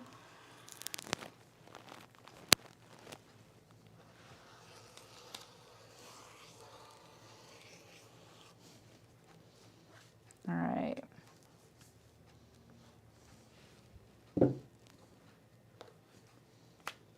Just gonna pin this one to it. It's growing on you. Wait till you see it in my pants. You're gonna want some for yourself. The gems seem like tears from the eye. Yeah. They kind of do. It's definitely basic.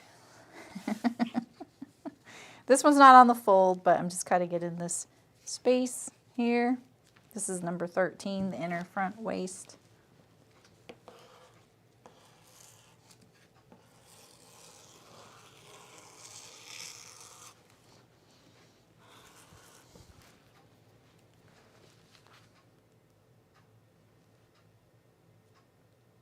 Oh, totally, Jan. I always recommend kids' clothes because you use less fabric. You get to do all kinds of really cool practice details. And it's also low risk because you don't really have to spend as much time fitting a child as you do an adult. They don't have as many curves yet. Undulations, whoops. So, yeah. Oh, there's a lot of markings on this piece. Look at that. Fun, fun, fun. Phoebe, really? Okay, I would have thought that would have been Rachel. I just don't remember. Rachel gets a rose and Phoebe gets a dot and freaks out because they use needles. It's the whole world and earns her mother in heaven's perspective of the whole world. I like that rationale, actually. I'm a glass cup, a glass half full type person. All right, and then we'll do this little pocket over here. Perfect. That saved some fabric by doing it that way.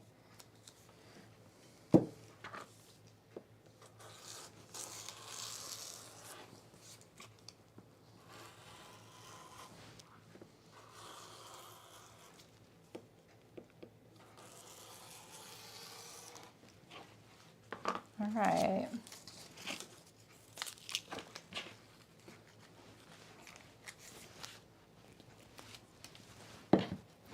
No notches on this. That's surprising. But I think it, like I said, I think it's just the bottom pocket bag. All right, so now we just have some interfacing pieces to cut.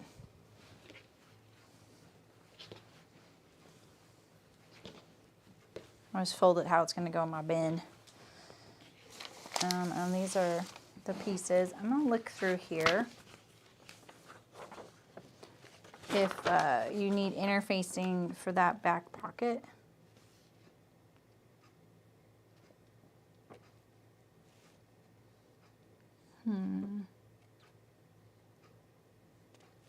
Yeah, I see it being applied right here.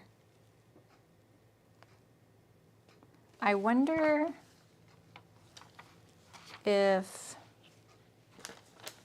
I didn't print out that page. Okay, so these are all the pieces that need it. Oh, here it is, right here. Never mind. I was right. You don't need this pattern piece to do it, though. I forgot there was this little piece just for interfacing. All right, so we're going to do this. I'm going to do the fly. I may not use it, but I'm going to cut it just in case I want it. Oh, did Amy look it up? Wait.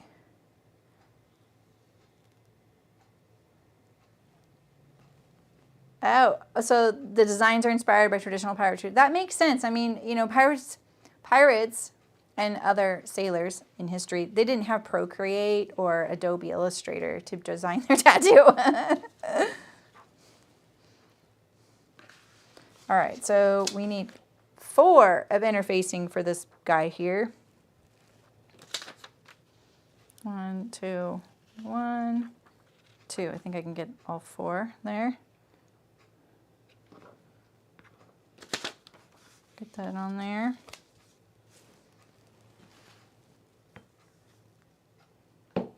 Yeah, exactly, like a half scale form.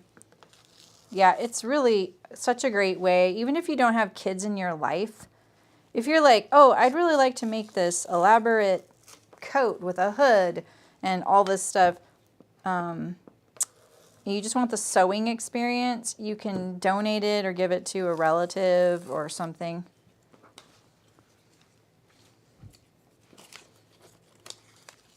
It's a really great way to practice techniques without a lot of risk.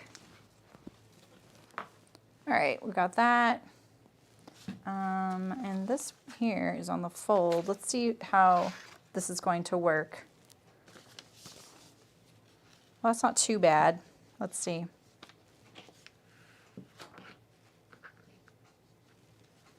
So I have this little trick where I will cut the interfacing so that it curves. So we're just going to cut this piece off, and then I'll show you how I do this.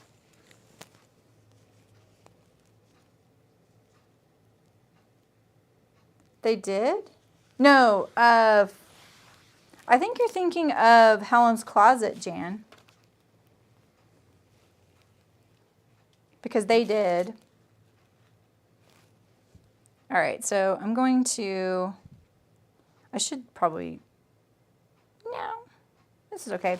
All right, I'm going to trim off this perimeter here, this little edge here, and I'm going to trim up to there, all right, and then I'm going to hold this down like this, and now I'm just going to cut into this so that I can pivot it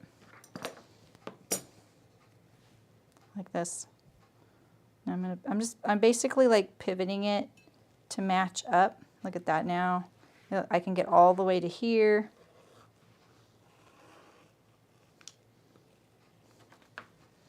And we'll put another weight on here.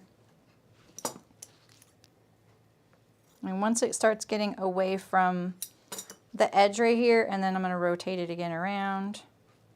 We can even do a big rotate like that, and then just trim off this little bit here. Like that.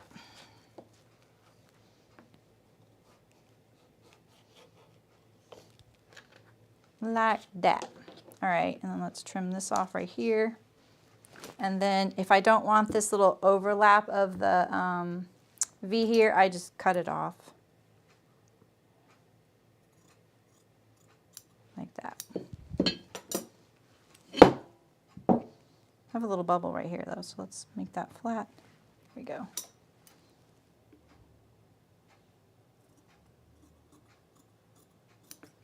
There we go. Now that'll be ready to fuse.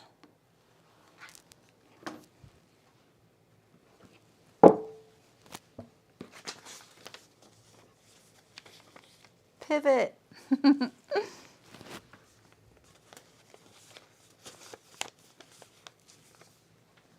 Yeah, I knew what you meant. I was like, oh no, did they really? I wasn't like going to be sad that they released a jeans pattern, but I was going to be like, shoot, I'm going to have to sew that one too. I really can't just keep adding these spontaneous projects. These last two were not in my plans. Yeah, exactly, Elena. We can do the same thing for this one and this one as well.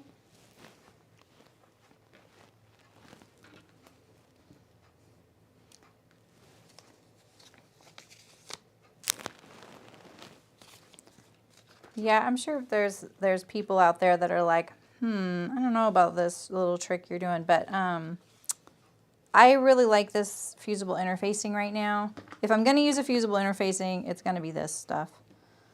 And this is the widest I can get it in this roll. So I make do. It fuses so flush with the fabric that when I do those little pivots, I've never seen it on the right side. Because the first time I did it, I was like, oof, this is kind of this is a little bit out of the box, you know? I got to make sure I'm not going to get blowback from people.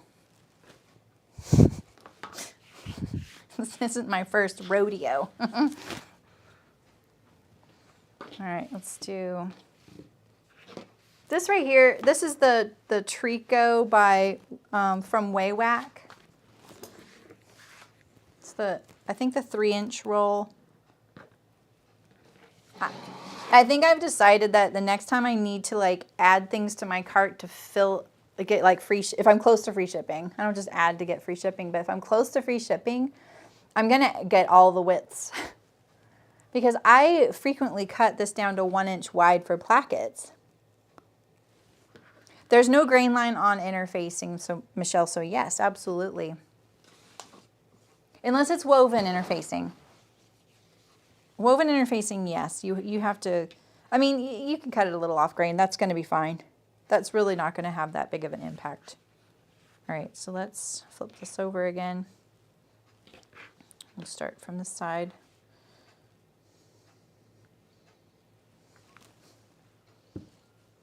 There's probably a little easier way to do this. Yeah, maybe, Kira. I know. I feel like that too. Like there's these lost shows to me too. You know, and your friends are like, oh, wasn't that so funny? I'm like, I don't have time for cable.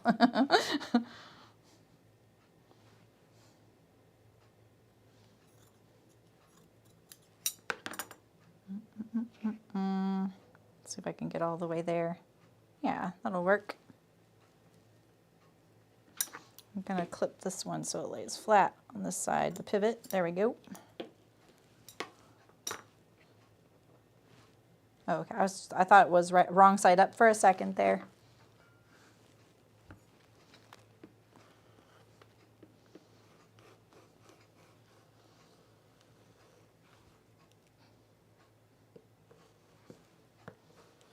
There we go. Why is what wider? Why is it wider where? These are waistband facings, and I'm going to assume that they have something to do with the construction of that expandable waist feature. I haven't looked too far into it yet. Ooh, really? Michelle, that's awesome. Michelle Strickland. And hello, I don't know if I said hi to you.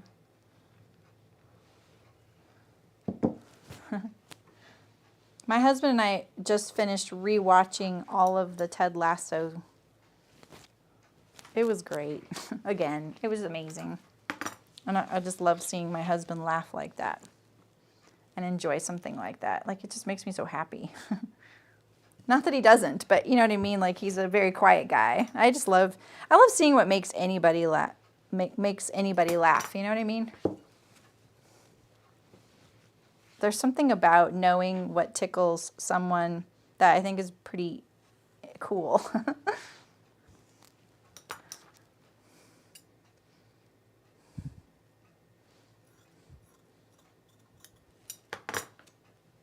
I was the perfect age for Friends when it came out, because I think I was in my early 20s.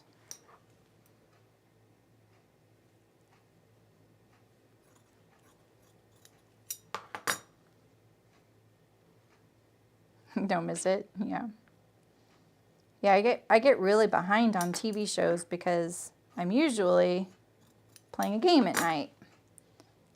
And I love that. I like that kind of interaction because I'm not one to just sit there. I can't just sit. And so now that I don't knit, I don't have like knitting to keep my hands busy while I would watch a TV show at night.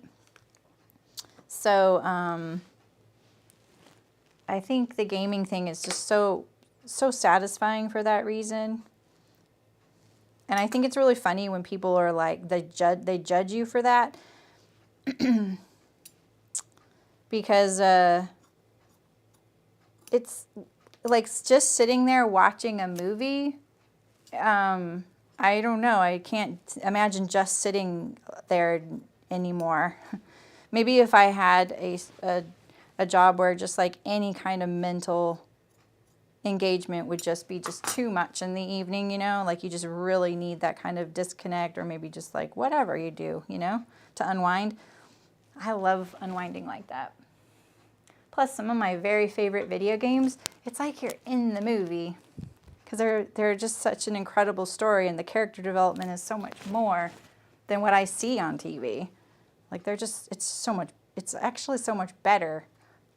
You don't know what you're missing until you experience that, and then you're like, oh, people, because there's like directors and writers and score and costume design all for a video game, you know, and they take years to make. I love that. Okay, so that's all my interfacing pieces. Plus, I'll probably tell you about my all-time favorite game is coming out on HBO as a series in January. So, I don't have HBO, but I'll figure it out. I'll figure it out. This is cut 2 of these. I just don't know if I really need interfacing on this piece. So I think I'm just going to interface one. And I'm going to do I may be interfacing the wrong one right now. But I'm going to interface the one. This is the wrong side of my interfacing is up right now, so I'm interfacing this one with the curve like this. This is my favorite. This is my fabric face up. Oh, cool, Terry. Oh, yeah, no, yeah. Although Ted Lasso is in a video game. He just came out in FIFA, which is a soccer game. Yeah, The Last of Us. Have you played that game, Elena? I feel like I've asked you this before. We've talked about it before. All right.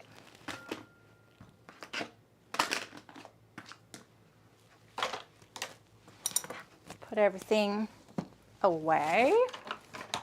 Ooh, I'm so excited about that rotary cutter, Kira. Yeah, that is a yummy non sequitur. Do you guys want to interface together? And then I'll be done.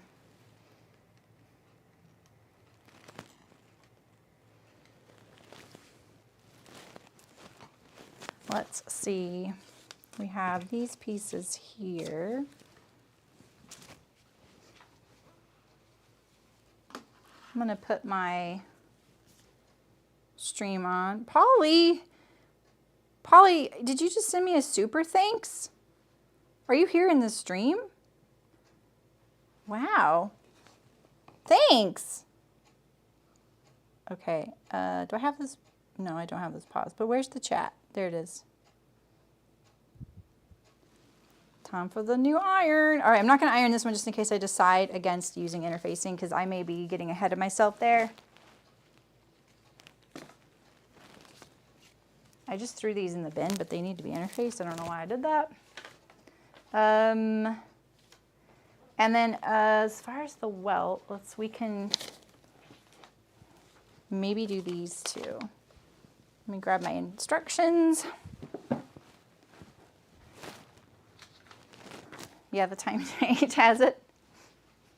Gosh, when I was in my kitchen the other day, we have one of those digital picture frames that like our family members, there's like, my sister has one, my parents have one, and we have one. And then we can send photos to it, right? And then they update their picture frame, that kind of thing. Well, between that, our temperature gauge, and an analog clock, my kitchen was on 3 different time zones the other day. I was so confused. I was like, all right, I know the time changed, but like, seriously? Why is it 2:20, 3:20, and 4:20 in my kitchen right now? I'll have to figure it out. Making drinks. I was thinking of making kombucha.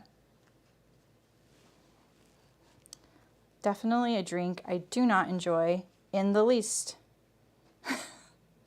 And I really resent how they make the packaging on those bottles of kombucha so cute and pretty. Me and Cricket have fallen for them so many times. And then we're like, wow, this drink's bad.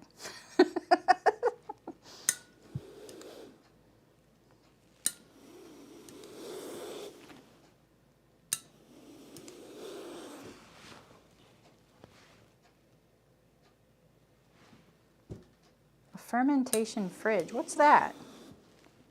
I did just see a freeze dryer at Tractor Supply the other day. I was kind of like, huh, didn't know you could buy those.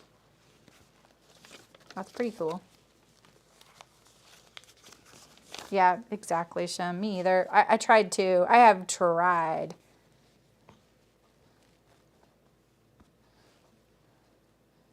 You make kombucha in the winter. Oh, there you go. No special fridge needed. I'm just going to tack this down in a few places. Jan.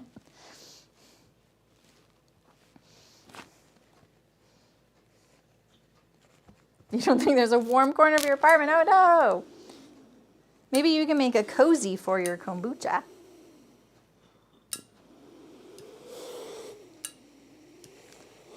Okay, the fact that it's called a SCOBY, I don't know.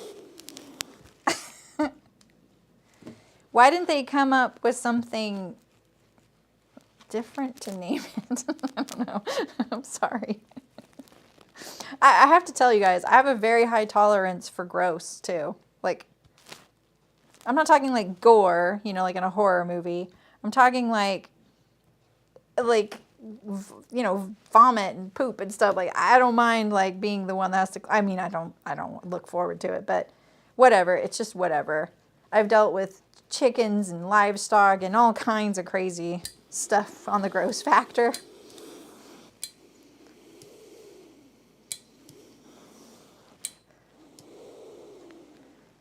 Oh, you just made that up.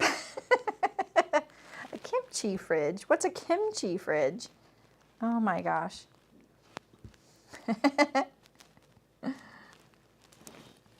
Right, Shem? I know. I just lost so many subscribers. All the kombucha people. Sorry. I love how much Jan knows about this. She's like adamant that it is not for her, but she knows a lot about it. Who cares about fighting about pineapple on pizza? It's like the kombucha battle has begun.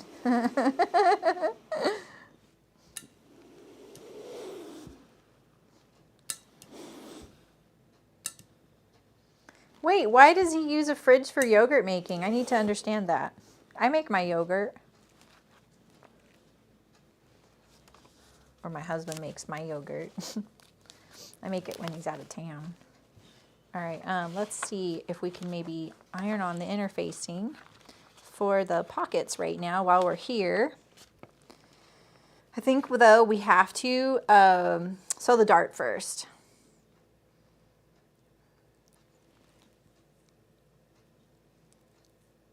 Okay.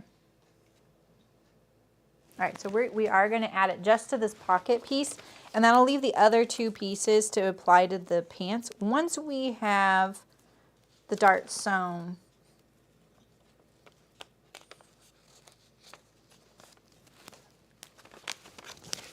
Oh, it's because of smell? Okay, there's one reason.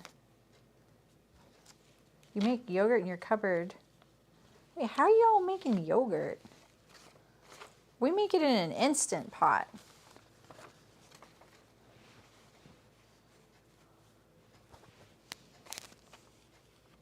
I did leave it overnight. Wait, it says the interfacing is going to extend a 1/2 inch above and below the fold line, but it does not. Interfacing will extend 1/2 inch below the lower fold line and 1/2 inch above the rectangular welt marking. 1/2 inch below the lower fold and 1/2 inch above the rectangular mark. Oh, okay. So you want to do it like this. We're going to lower this interfacing so that the interfacing is a 1/2 inch above the rectangular box and 1/2 inch below the lower fold line, like that.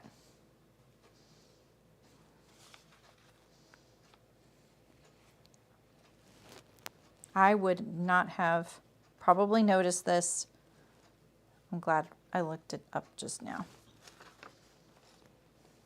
He does a live bacteria. Oh, okay. Instant Pot yogurt. Yeah. Use the Instant Pot yogurt setting.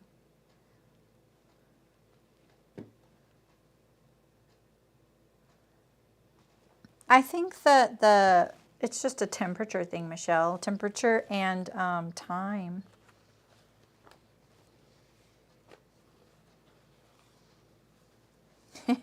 Fiona out here with the Scottish yuck. I love it.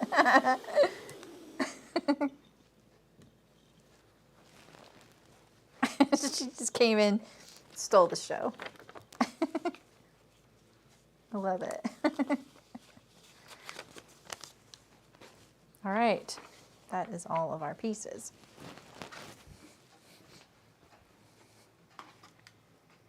Pattern table. Let's lay them out for a picture. And let's stack our pieces. I just showed the guild something. I used to always do this on live streams. But I haven't in a while. All right, so I'm gonna layer my pieces how I think they're being sewn. Kombucha SCOBY is an acronym for symbiotic culture of bacteria and yeast. Thank you, Kathy. I love that. It's an acronym. Okay.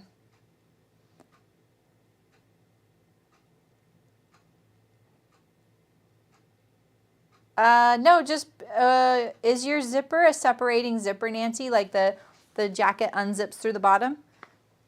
Just line up the bottom of your zipper to the bottom of your jacket and then bend the top into the seam allowance at the neck. Yeah, our dogs too. Okay, so I'll just go through here first. Okay, so we want the front pant, which is this one here. I'm going to put them, and I'm going to stack them upside down and then flip it. Oh, we need to do our darts first, so we're going to do our darts on our front and our back first.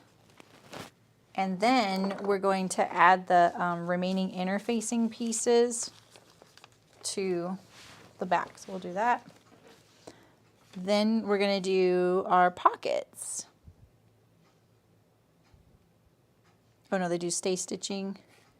We do the back welt pocket. Okay.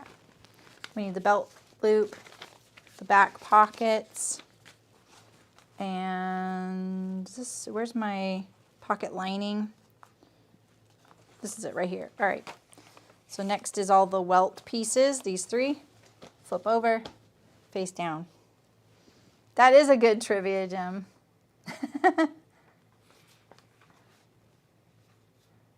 Is it really, Michelle? Are you joking? Are you actually, are you hoping for that, or is that true? Oh no, my dogs know exactly what time of day it is. All right, and then next we will do the front pockets. Front pockets, and then I have my little front pocket facing and my hand facing right here. Boink. Then it's all, let's see, probably the fly. Yep, the fly. This is the fly shield. This is actually the fly shield. Just not the fly facing. That's actually wrong. The fly facing is on the pattern itself. That's the fly facing right there. That's what I'd interface. This is the fly shield. That's why that threw me off. Okay, now we have all of the waist pieces, and first it goes 9, 10. Yeah, so they're in order. Okay. 9, 10, 11, 12, and 13. Boink. This is the fly facing, or the stitch, the top stitch template. We'll put that with the fly. Now we're just going to flip it all over. Boink. Like that. This is the belt loops I did not cut. I'm just going to pull those out. And now I'm ready to go. I got my zipper. I've got my thread, but you know what? I keep meaning to look up the elastic. What do we need for the elastic here? Yardage. It's not in the yardage requirements, huh? Okay, let's look at, I don't print all the pages. Let's see here. Their stomachs can read clocks. Trust me. They know exactly what time it was before. Yes, and on Tuesday past, I just think that would make daylight savings time permanent starting. Oh, thank goodness.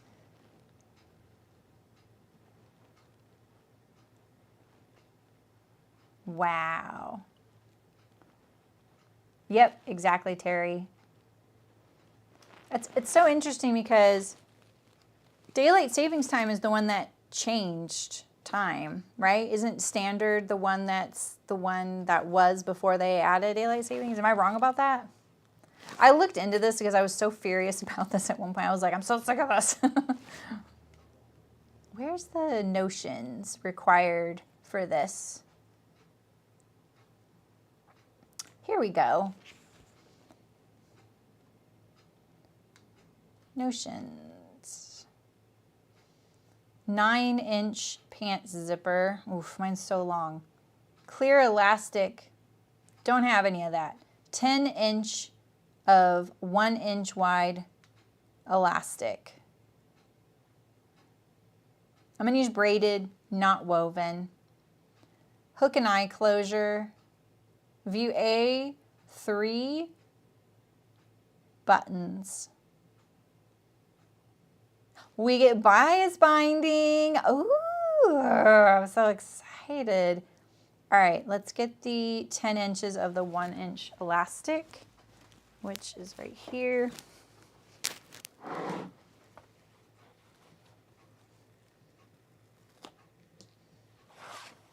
Yeah, it's daylight. We just ended daylight savings time, I'm pretty sure.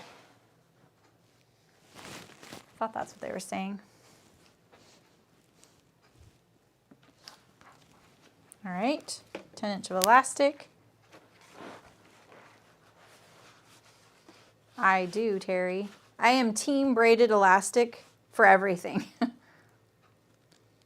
I am anti-team non-roll. And I know that's fighting words for a lot of people.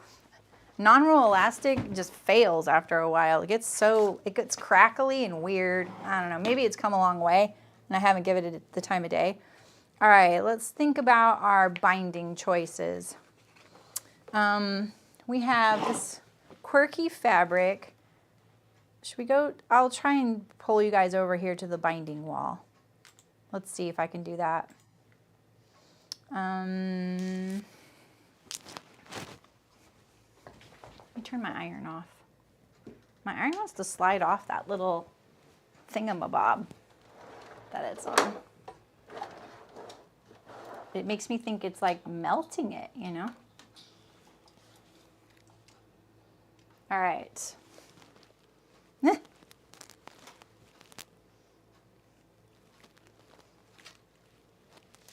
Oh my gosh, I just really got my thread in a big old mess here.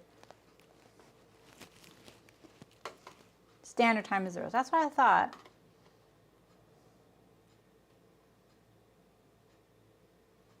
Oh. Oh, yeah, I'm going to stop getting excited about that then. Like, for reals, you know. It's, let's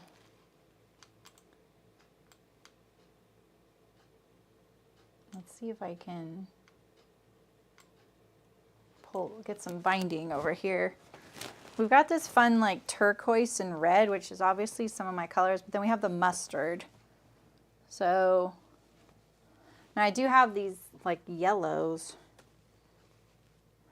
I don't know about that. Let's pull a few.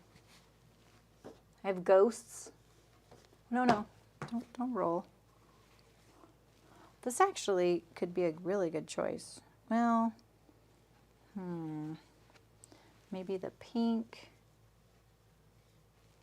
Ooh, actually, this is probably right here. All right. Tell me if you can hear me on this camera. Can you hear me on this camera? Can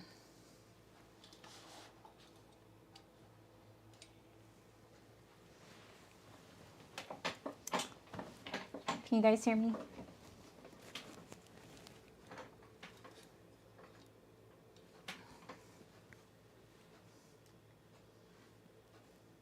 Yes? Okay, thank you. I didn't test this one.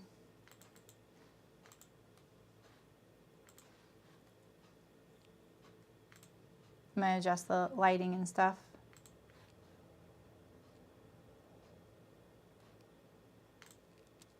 Oh, okay. Who's on that? All right.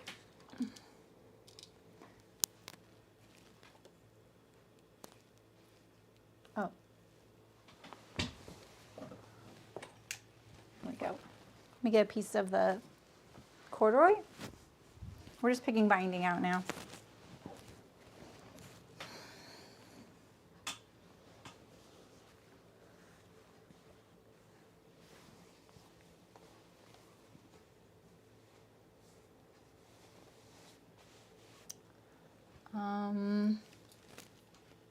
It looks kind of blue over here, doesn't it? Let's try and compensate for that just a little bit.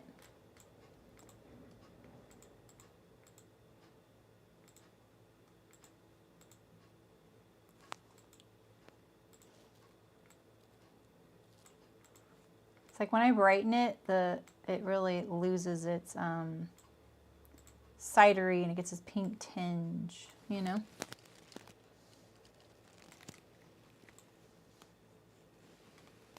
How long until established? I don't know what that's about. You're talking sourdough starter, maybe? The gym, yeah, right? Okay, so this is gonna show on the inside of my pants. So it's gonna be like, you know, pocket facings underneath the waist facing. So it's really gonna look like this, right? Something like this.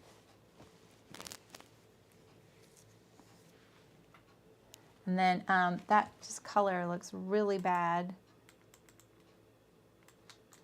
I'm going to try and take off the white balance. Ooh. I feel like that's a little better. That looks kind of better, except this looks a little pink when it's more gray. This is hard. This is my least favorite part. There's a new webcam out, and I think it's $300, and I'm really tempted to get it because I actually think it would change the quality of the camera enough, you know? Like, I think it would change it not just on color, but on definition and sharpness. We'll stay there. All right, now I'm just gonna pick this. I wanna get going.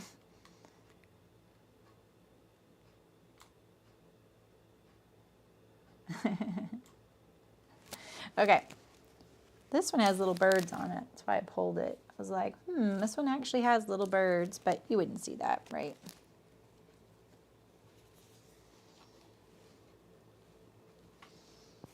This one, it does have the lines, you know?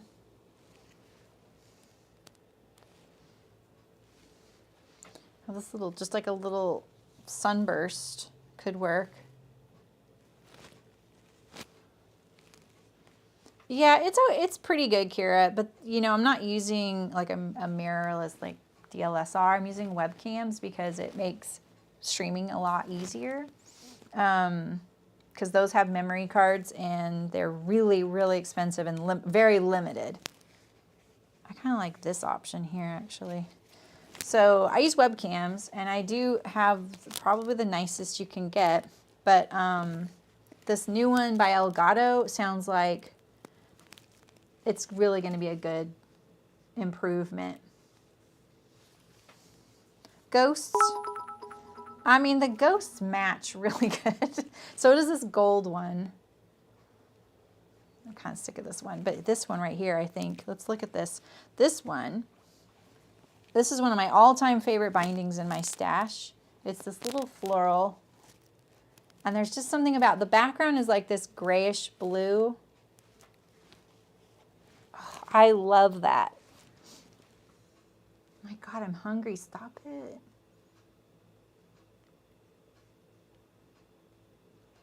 I used to have a factory, Carla, and one of the big parts of how we assembled our stuff was with binding. So they're left over. I sell some on my website though, because I went to an old vendor, my vendor, and I had some more made just to sell.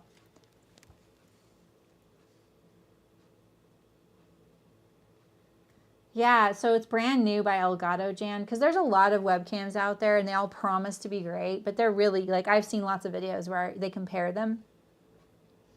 This one actually finally looks like it's actually changing things. There's a lot more depth of focus happening.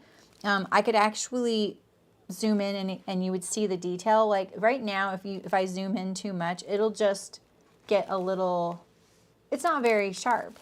So you're so bad at being like this. I doubt you are. You don't like the floral, Libby?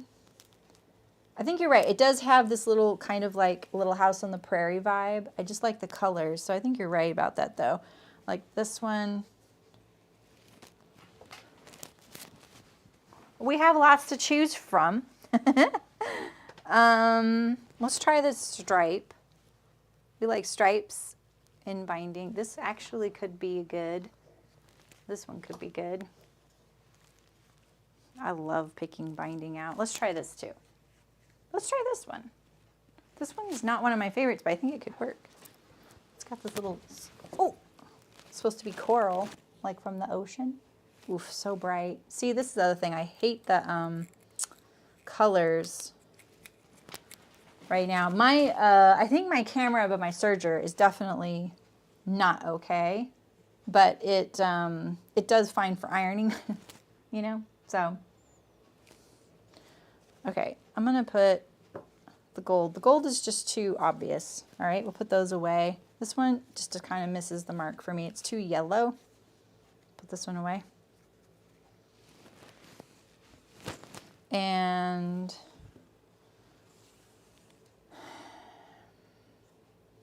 This one in person, this is very corally orange. It doesn't quite go. This one here. So let's see here. This one I actually think could be a contender. Remember, it's going to be like this. Big. It's going to be very tiny. And not the lining and not the corduroy. The binding is going on the... Would you guys like to see what it's going to look like? Let me show you.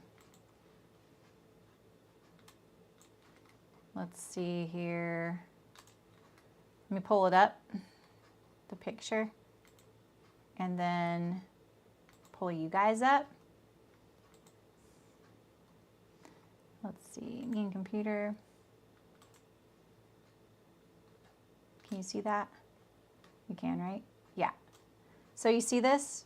The binding is right here. It's at the inside waistband along the bottom. So I think you're right. I actually think you're right, Lynn. Yeah, we should match the lining. What do you think of this one here? Let me switch it. Machine. What do you think of this little tiny floral? It's got the red. Here's a stripe. You guys like this pink geometric? Okay, we got too much on here right now, don't we? Do you want me to take the corduroy away? Maybe we'll just make the this piece bigger, so we can still see a little bit of the corduroy. So there's stripe, stripe. There's this stripe. Be like this.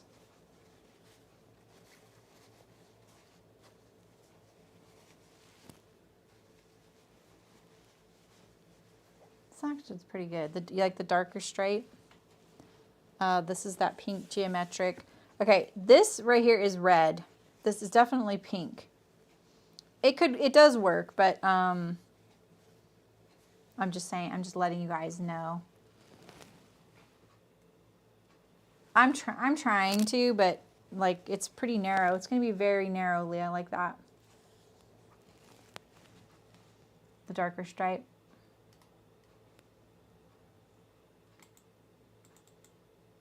I really want this color to look better. I'm just going to try one more time.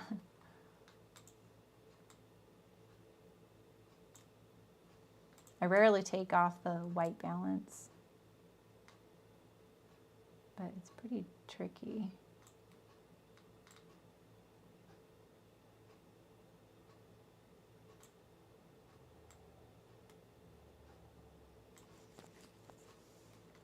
Pale stripe or pink posies?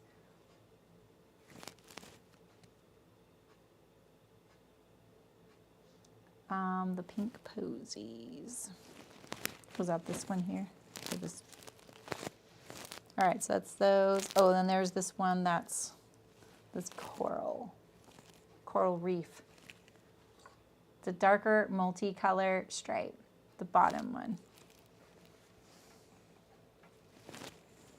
So right now, you guys, this actually looks really good in person because it has the gray in between the stripes like this does. I think you guys might be right about that. I don't, Jan, because it's usually automatic and it's actually pretty good. Here, I'll click it and that's, if I put it on default, it'll revert it, but that's not bad. Are you talking about this is the posies? I do like the colors of this one. I do love mixing florals and things. It does have a different vibe, like Libby said, like it's kind of the, not the tattoo sailor vibe, you know what I mean?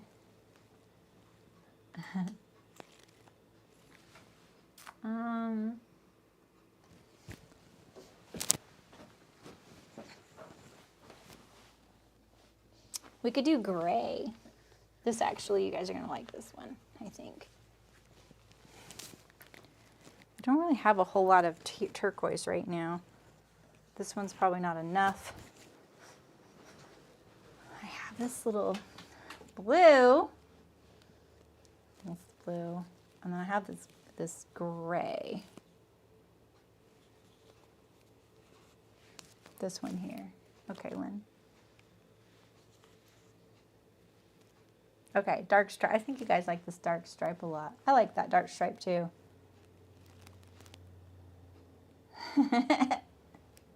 I would do, that would probably be totally what I would do because I go by color value too.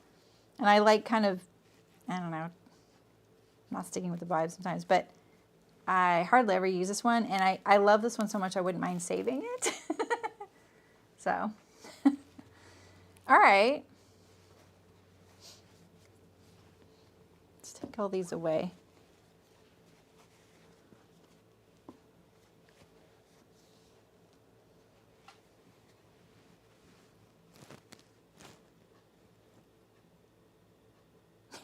Yeah, this is my only thing I collect, Carla, is binding.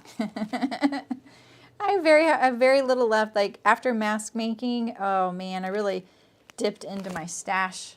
I tried to use all like leftover ones that I had huge rolls of from the factory. I was just like, whatever, they're free masks, you know. But I did dip into my stash occasionally, and it put kind of a dent in it.